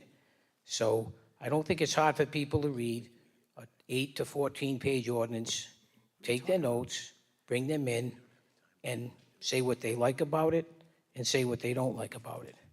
I don't think we need to rewrite this, and I understand where you're trying to come from, thinking you have to do some sort of a kumbaya with the town and everybody else. People that are affected by this ordinance are going to show up to this ordinance. It's known. And I just think that's it. It should be here. We don't need anything else. You can have 2 work sessions if it's going too long, I think what you're trying to do is pick the brain of the people so the councilors can listen and then make their decision of how they're going to, maybe what they might be willing to adjust or not adjust or leave alone. You can do the same thing in a work session. That's my opinion, and I know Mr. Durkin recused last time on the vote on the short-term rental, so I think if he's involved in anything, even a work session or a community meeting, that if anything changes because of those discussions from him or anyone else on that committee, they could influence it, and I think he should just recuse from the total discussion of the short-term rental ordinances. A lot of what's going to be spoken at the next work session, if you have it at the community center, or hopefully you don't and you just have it in here, he's going to be part of that discussion, and he's already accused himself from the vote. So I'd like to see if he could keep consistency. Thank you. Thank you. Anyone else from the public wish to speak who hasn't done so already? Anyone from the town council wish to comment? And I will remind the motion that is being heard right now is just to reschedule the work session. Any additional details are actually unrelated. It's just the reasoning as to why we're rescheduling. Okay, I just wanted to say about the concept of a round table. I think that's what the idea is, to have separate groups speaking of not like-minded people, because we have been out speaking to various stakeholders in this, and I think we found that we agree more than we don't. I think we could say that honestly. And so I do think it's important that people come together, have discussions, and talk to one another. And I said right from the time of campaigning that we were open to listening to people. We wanted people to feel like they're being heard, and I just believe that that's the best way that we can do it. So, thank you. So my recommendation would be to reschedule at least this work session that we have scheduled for February 18th, 1 month later to March 17th. We do have a meeting on St. Patrick's Day, right? Okay, we'll come dressed in green. I will make a motion to reschedule the work session on February 18th, 2025 to March 17th, 2025. Does that work for everyone? Or is that too soon, or is that? Location and such to be determined? No, this is the work session that would be held in this room after the community center discussion. Okay. So this would be a more refined, more direct comments and work session on the new short-term rental ordinance based on the recommendations that are brought forth by the discussions at the community center. Understood. I can vote for that, but I'd also like to pose a question to our solicitor. Sure. As to why the community center was proposed and just what the thought process was behind the reframing of it. The only thing with I think the community center is more conducive to the roundtable discussions, but you could still have it here. Either place works. It's just that, as noted, you can't really video what's been proposed. So it doesn't really matter the location. It's up to you guys. So could we have the roundtable discussion here the week of February 24th and have it televised, even though it's going to be probably mostly people sitting in various tables having their own individual discussions? Would that still work? You could do that. It just and there's no requirement that your sessions are televised or on YouTube. It's just very convenient for the public and transparent. But in that situation, you're trying to get something done, and the television is not conducive to the roundtables. But that's just the way it is. Okay. We will have rectangular tables here at Town Hall. Oh, okay. But do we actually have the ability to set up small tables? We did that with the Galilee presentation a while back, sure. Okay. So does anyone have any personal opinions as to whether or not it should be held here or the community center? Then I don't have any opposition to hosting it here if it is doable and it is manageable. Then that's fine. I think that's an okay compromise. That way it's still aired on television, and if we could schedule that for sometime the week of February 24th, date to be determined. Anyone else on the council have any comments or questions? All those in favor? Aye. Any opposed? I'm sorry, I just want to reiterate, I'm sorry. Can we just scratch that vote from the record, please? It's a motion to reschedule this work session that was supposed to be held on February 18th. We agreed that this discussion that would be held with the community would be held the week of the 24th, but what I need to do with this council right now is to reschedule the work session that was scheduled for February 18th to March 17th, 2025, to discuss the short-term rental ordinance. So moved. Second. Any additional discussion? All those in favor? Aye. Any opposed? Motion passes 5-0.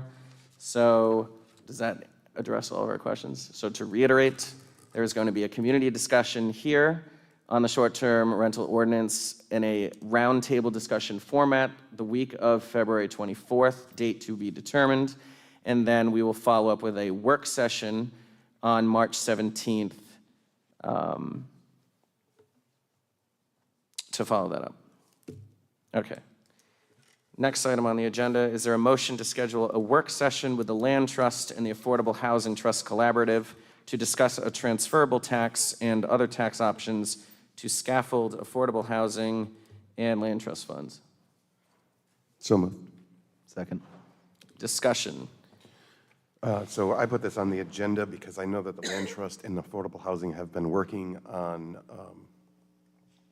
said transfer tax and/or other means of scaffolding funds to both committees. This is no way in advocating for that. It's a means for us to get informed about these types of taxes so that we understand them.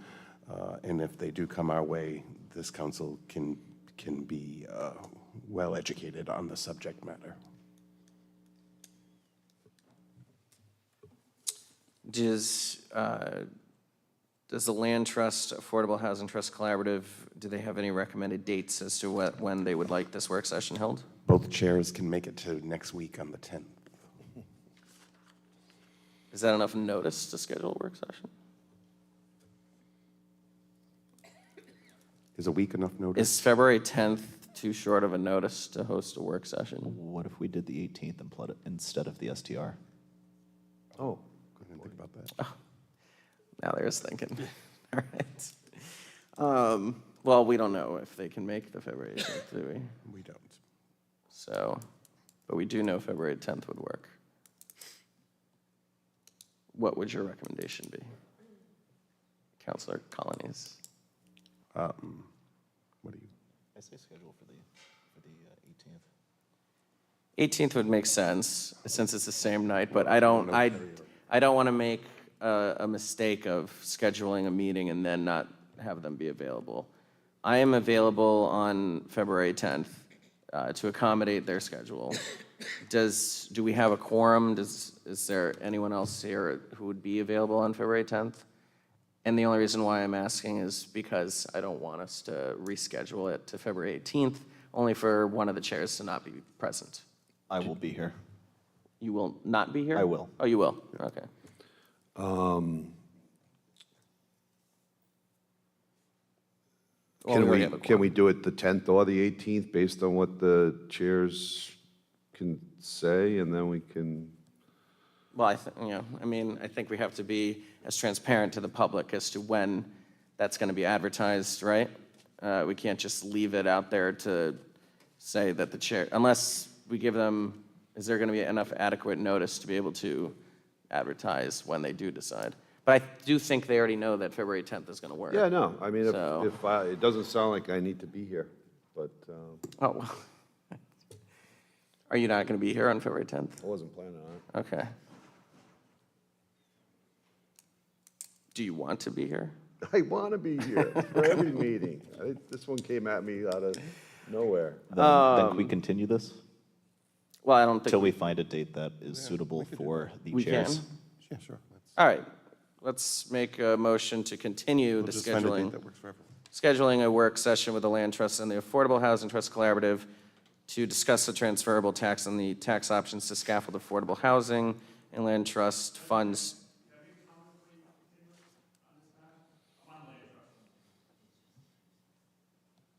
Sure.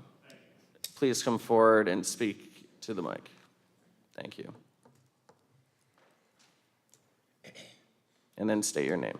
Dave Avedisian, 87 Woodward Ave. I'm on the Land Trust. Been on the Land Trust now for close to 3 years.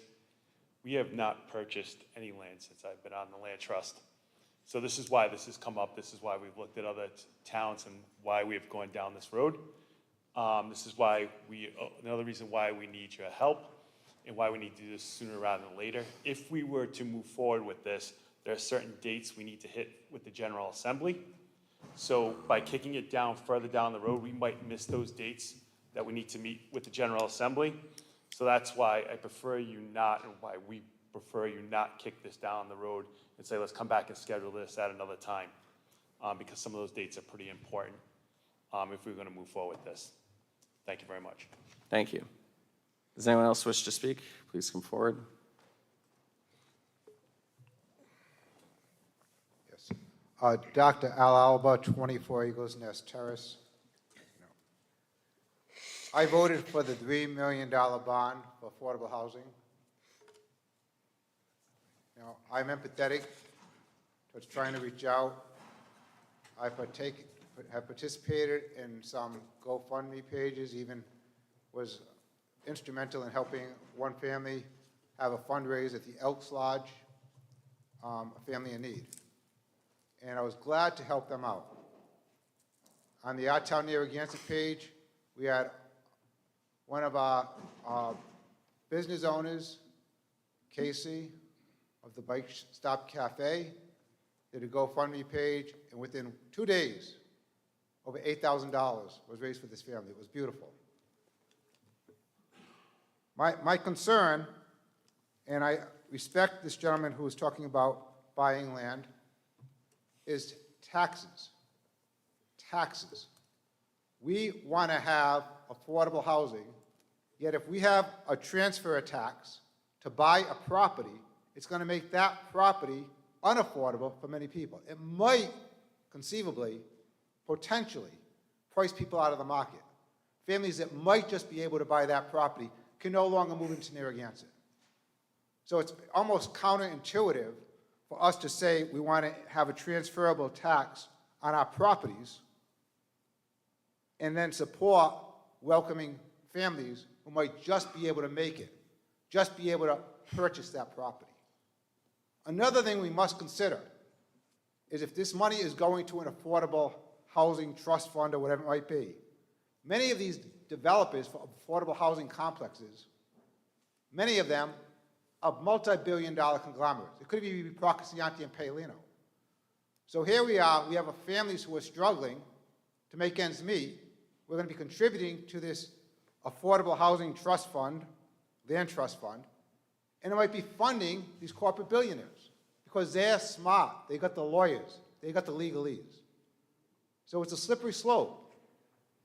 The previous town council, they were pushing to have higher taxes on houses that are seasonal homeowners. When I heard seasonal homeowners who literally tax our town and Narragansett the least, and yet they wanted to increase their taxes on them. It was counterintuitive to me. So these are the things, and I spoke to many of you guys when you were running, and I respect you, and I know you're all intelligent individuals, and that's why you got selected. But let's please just think about this. You all told me, we shouldn't have preferential tax treatment, we don't want to be taxing our town. We fought against the signage on Ocean Road because that would have been overly burdensome. We need to make Narragansett more welcoming for everyone, even for those who might least be able to afford to buy that property. But if they're going to get hit with some kind of a tax, transferable tax, and that might price them out of the market, that would be a sad thing. And also, if we get this monies and then it goes to corporate billionaires, such as Procasianti or Gilbane, don't get me wrong, their expertise in developments, they got developments throughout the United States of America. But the irony is, we could be taxing a family who's just trying to buy a property in Narragansett, making ends meet, might price them out. We get this money and it might be going to these multi-corporate billionaires. So just let's consider that. Thank you. Thank you. Anyone else from the public wish to speak? With the latest information that was shared, is there any second thoughts as to when we should host this workshop under the concerns that were shared regarding the state legislation? In order to get to abide by the legislative session and the concerns that were shared by Mr. Abedisian. So there are some dates that are to be met, but the assistant solicitor said that we probably would be fine if we had, I believe, Ms. Sabo, didn't the assistant solicitor say we could get to April to approach legislation if we were to move forward with something like this?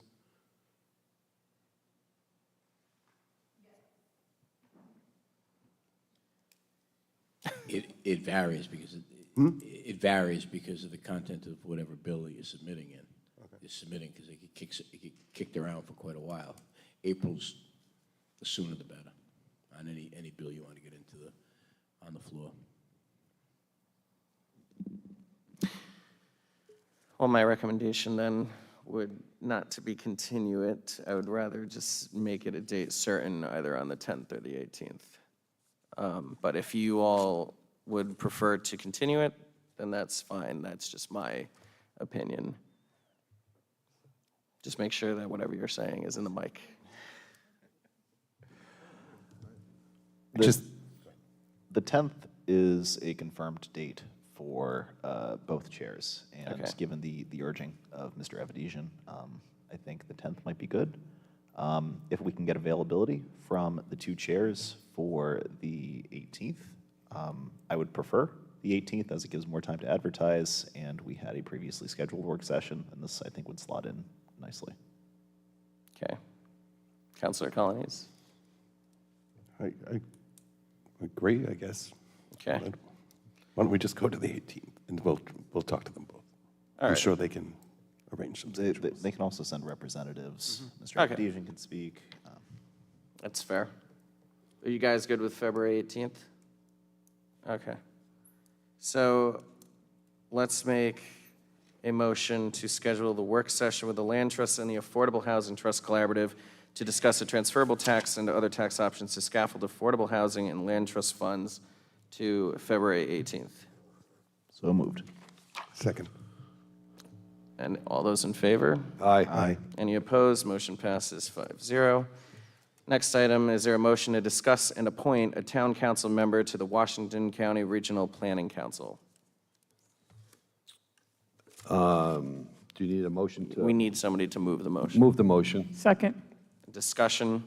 This is in reference to President Pro Tem Mike Marin, who spoke earlier on this collaborative. I think it's a great collaboration initiative to get Narragansett back on, to have another seat at the table, to participate in those discussions. I applaud the effort that they're trying to revitalize this group. I think there's a lot of problems that are shared across borders, and this is just one additional way in which we can further encourage greater community collaboration with our neighbors and hopefully work together to resolve some of those solutions.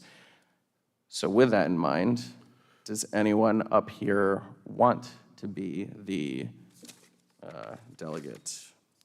Well, I know me and you spoke with Mike at the, in Warwick, at the town council training. Yeah, there was a forum, the orientation that the trust hosted, a workshop where President Pro Tem Mike Marin shared his feedback with both you and I. So is that something that you would want to participate in? I have no problem participating in it, but I also know that you probably have a little bit more flexibility than I do, so I have no problem if that's something that you want to do. And then we can appoint an alternative as well. Would everyone up here be okay if Mr. Durkin was the first appointed representative? Okay. And then my recommendation would be for Councilor Colonies to be the alternative in the event that Councilor Durkin is unable to participate in those meetings. Does anyone else up here have any other feedback, or would they like to really wholeheartedly want to do it instead? Everyone good? Is that good with everyone? All right. If anybody wants to wholeheartedly want to do it, they can do it too. So this I is would great. enjoy doing it. Oh, I appreciate your service, Jim, and I think your many years of service to the town, I think you'll represent us well. So, would anyone from the public wish to comment? Seeing none. All those in favor? Aye. Any opposed? Motion passes 5-0. Last item on the agenda, I would like to pose an amendment to this item. It is written as a motion to adopt the amended Town of Narragansett Town Council rules and guidelines. I would like to make a motion to revise this to read a motion to discuss the amended Town of Narragansett, a motion to discuss the proposed amendment to the Town of Narragansett Town Council rules and guidelines. Motion. Second. Discussion. So we are not going to vote on this tonight, but what I wanted to present to all of you was to get the conversation going about the rules for the town council moving forward. And now I just lost my screen. Hold on 1 second. 1 second.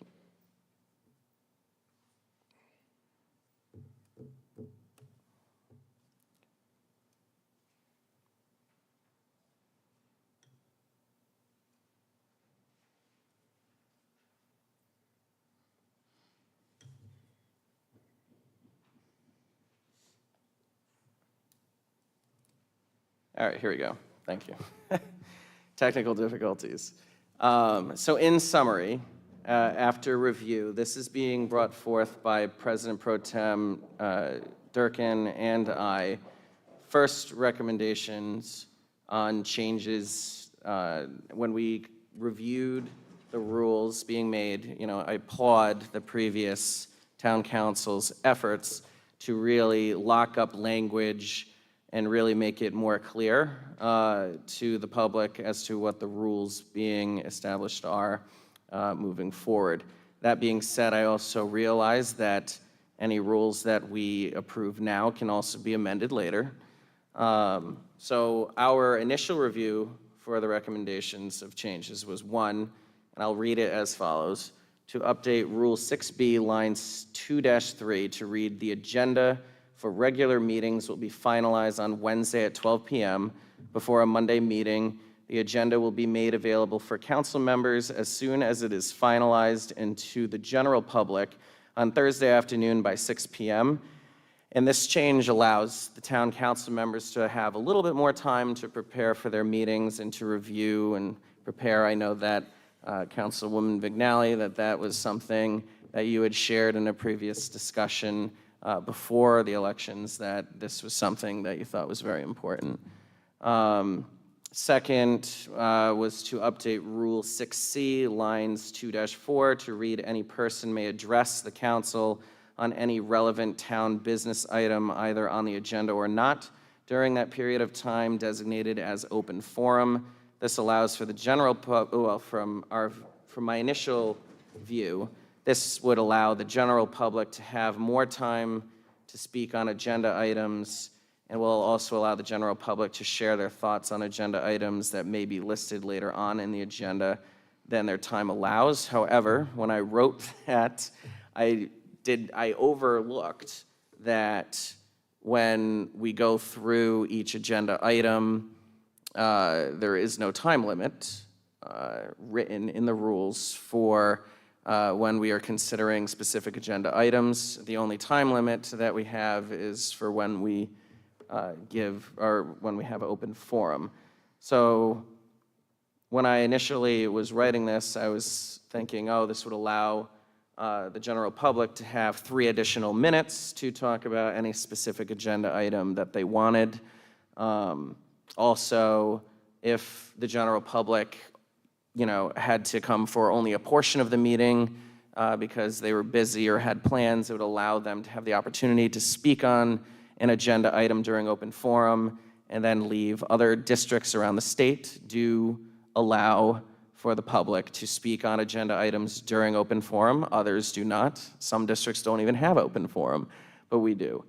So I am open to amending that And I'm going to just finish reading these, and then the council members can comment on any one of these specifically.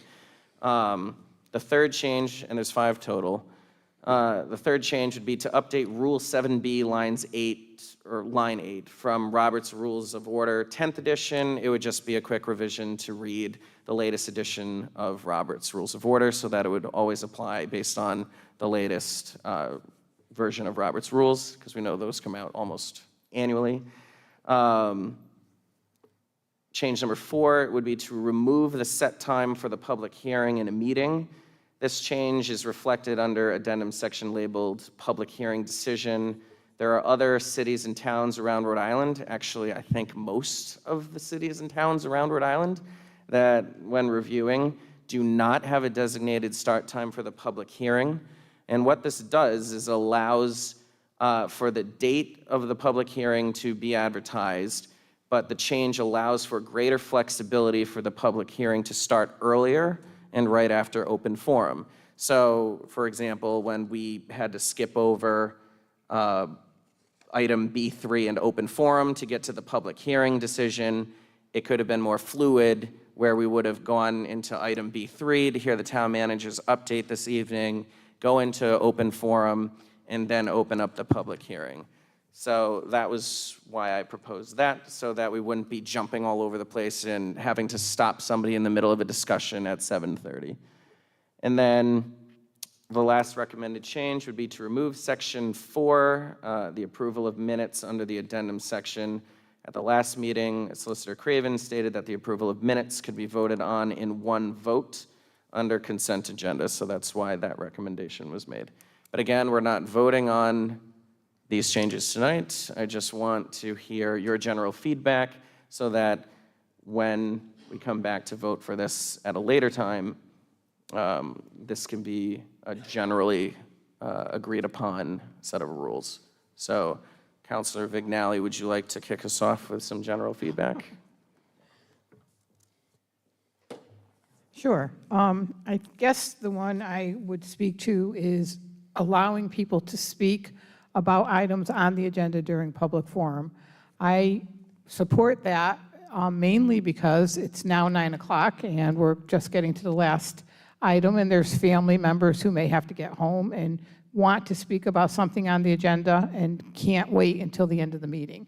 And so therefore, if they want to come and speak and have their views known to us, I think that's a great idea. I also like the idea that it gives us a little time to digest what people are saying. If there's something on the agenda, we discuss it, the public comes up, and then we vote. I think it just gives you a little more time.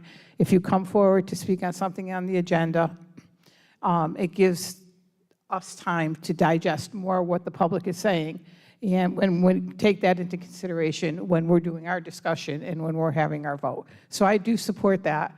I think maybe we might want to say something like, no individual could speak more than once on an agenda item. So if they speak at the public forum, that maybe they cannot get up and say the same thing or speak again at that time. But other than that, I support it. I think that's a good idea, Donna. Can I? Yeah, no, you're... Sorry. Nope, you were going to be next. So the only thing I was thinking, President, was number 4. And I was surprised when someone told us we didn't have to have the public hearing at 7:30, because I, kind of used to that forever, It's always 7:30. And, but I see where it always has been like a problem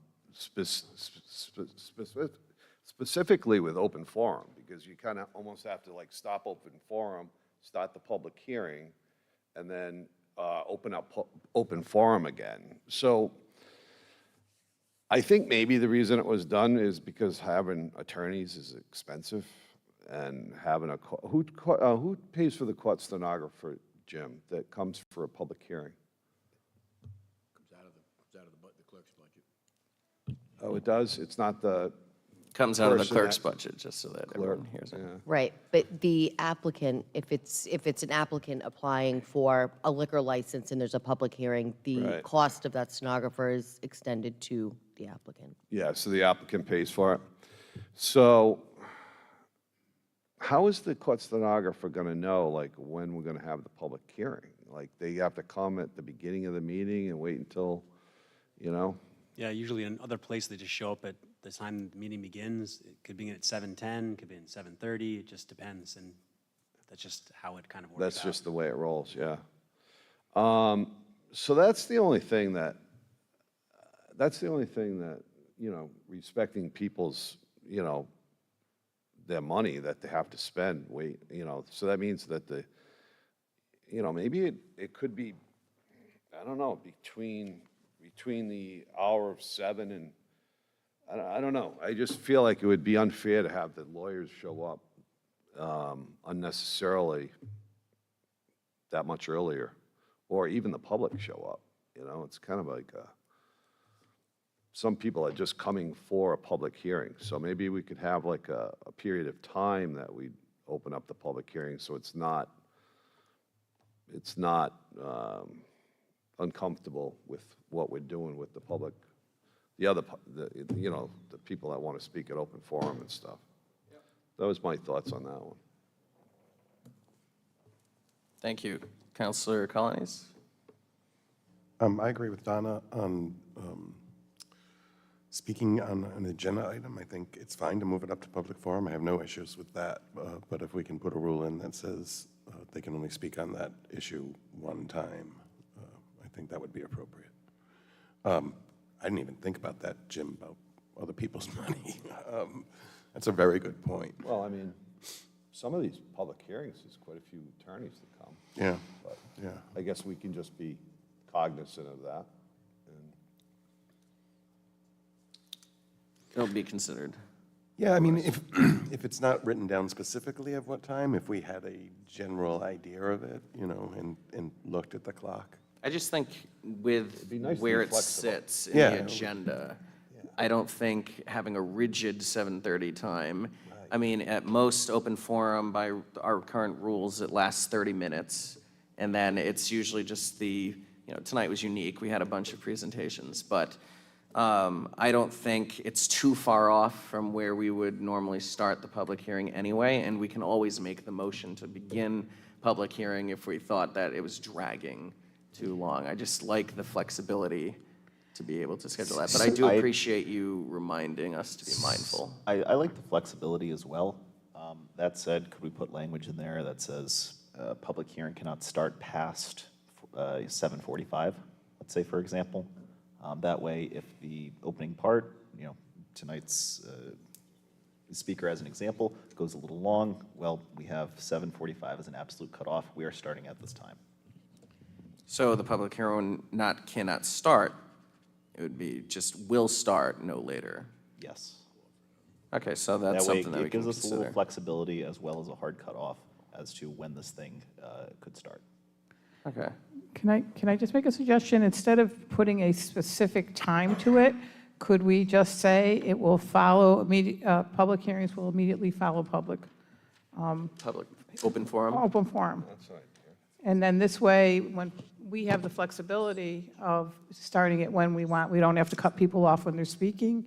And when public forum is over, we go right into our And you have the opportunity open forum, we to, go into our, yeah. you can always, if there's a contested hearing, there's a bunch of people here waiting, you can always make a motion to move that item up. Up, yeah. So other towns just kind of like sense it, and based on the environment, they make a switch. Oh, that's great feedback. If you wanted to move promptly, you could simply move the public hearing before the open forum.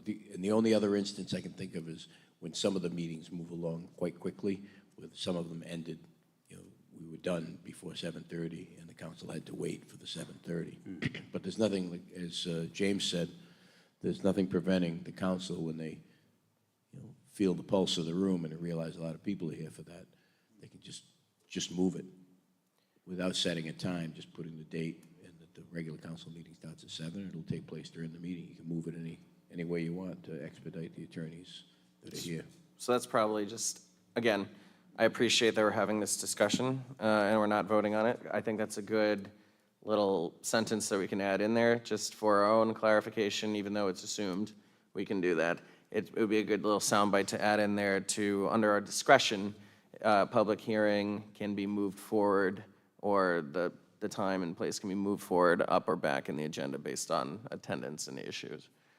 My other comment regarding open forum, the reason why, I just have a follow-up question actually for Councilor Vignali and Councilor Colonies, just in regarding the limitation on the amount of times you can speak on a specific agenda item. I just question how easily we can enforce that if one individual gets up during open forum and talks about a few different issues but doesn't speak for the entire 3 minutes. And then that gets a little messy because now I'm limiting somebody if it's 3 minutes, 4 minutes during open forum, and they talk on a variety of different issues on the agenda, that they then can't speak about it again later on. So I'm basically limiting them to 30 seconds to give a quick soundbite during open forum, and then they're not allowed to speak later on. You got me on that one, Alex. And again, this is why I'm happy we're having this discussion, because everything seems like a great idea on the surface, and then you have these discussions. And again, when I made that initiative, it was the idea to propose adding a little bit more time for open forum. You know, I'm still open to the idea of increasing the time to 4 minutes. I don't have a problem with that, but again, I know everything's a math problem today. So again, if that's something that we can discuss when we do a second round of these rules changes at our next meeting, you know, I'd like to hear more from you guys as well on that. So. And I guess that's why I think the current format of speaking on agenda items when the agenda item is brought up makes all the world of sense to me. It's starting to become more clear. So this is great. I'm glad that we're having this dialogue and that the community can hear this, because sometimes great ideas come up, and as you discuss them, you realize, oh, you know, maybe not all of the changes are necessary. So again, I applaud, I think it was Councilor Kopech and former Town Council President Zverzinski who collaborated on these rules changes in the past and really locked up a really good series of Town Council rules that were really fining only like 1 or 2 changes that we want to make. So we have discussed proposed changes, and we're going to relook at this at the next Town Council meeting. Is there anyone else from the public who wishes to comment before we move forward? Dr. Alba, sorry.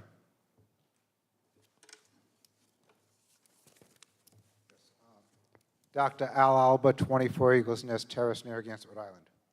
First of all, I want to thank you all for putting this motion into place and for considering the rules change. I, as you know, have a couple of Facebook pages. We have the Narragansett Town Council Forum page. There's approximately 2,500 members. We have the Our Town Narragansett page. So I'm fed a lot of information about the town. People say, you're going to be, could you advocate for me? Could you speak up for me? I said, I'll try my best, I'll try my best, So they feed me a lot of information, which is valuable. And today I had to take personal time to get here on time. I didn't realize, the URI president was going to be speaking for that length. I didn't want to gamble on it. And I wanted to make sure that I was here on time for the open forum. So I also have to speak very quickly at times. So I would definitely applaud you if you can increase the time for 4 minutes. In fact, if you reach out to the town of South Kingstown, they do have 4 minutes, because Flora Fan, who was a reporter for the Times and Independent, told me this here. So that would be nice. Another thing to reflect on is someone like myself who does work 12 to 7, or maybe people are working a hard day at work and they are watching it on YouTube, the video, and they can't make it here on time, but they're watching it and they're listening. And they're saying, you know what, I'm going to take a ride to the this is really important. I'm going to go down and I want to speak out. But if you don't allow that person to, if they can't get here on time, if they might be able to speak out during the closing forum, so you can have the open forum, but also have the closing forum. So if someone's at home, boy, I wish I was there. I really have these comments to bring out, you know, or share with you. At the end of the meeting, it would be nice if there'd be some, we'll be able to allow to speak as well.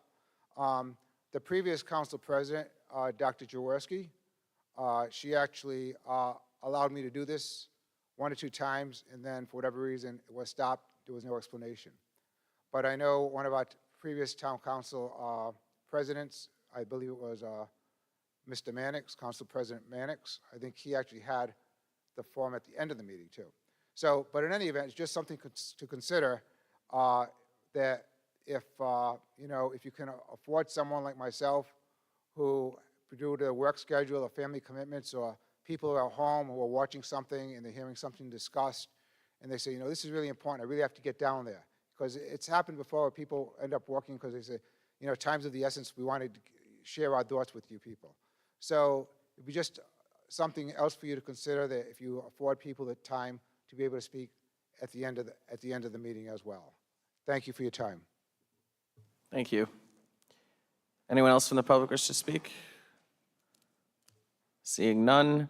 So again, as a reminder, this motion was revised as a discussion item, not one in which we were voting on. And I just want to look over to Sarah to make sure that we're okay on this moving forward. I'm sorry, I missed the question, Council President. No, I'm sorry. I was taking notes. I just was reiterating that we revised this motion to discuss Yes, the no vote amendments needed. and that we can continue this without any vote Correct. to the next meeting. Okay. Is there a motion to adjourn at 9:17 p.m.? Second.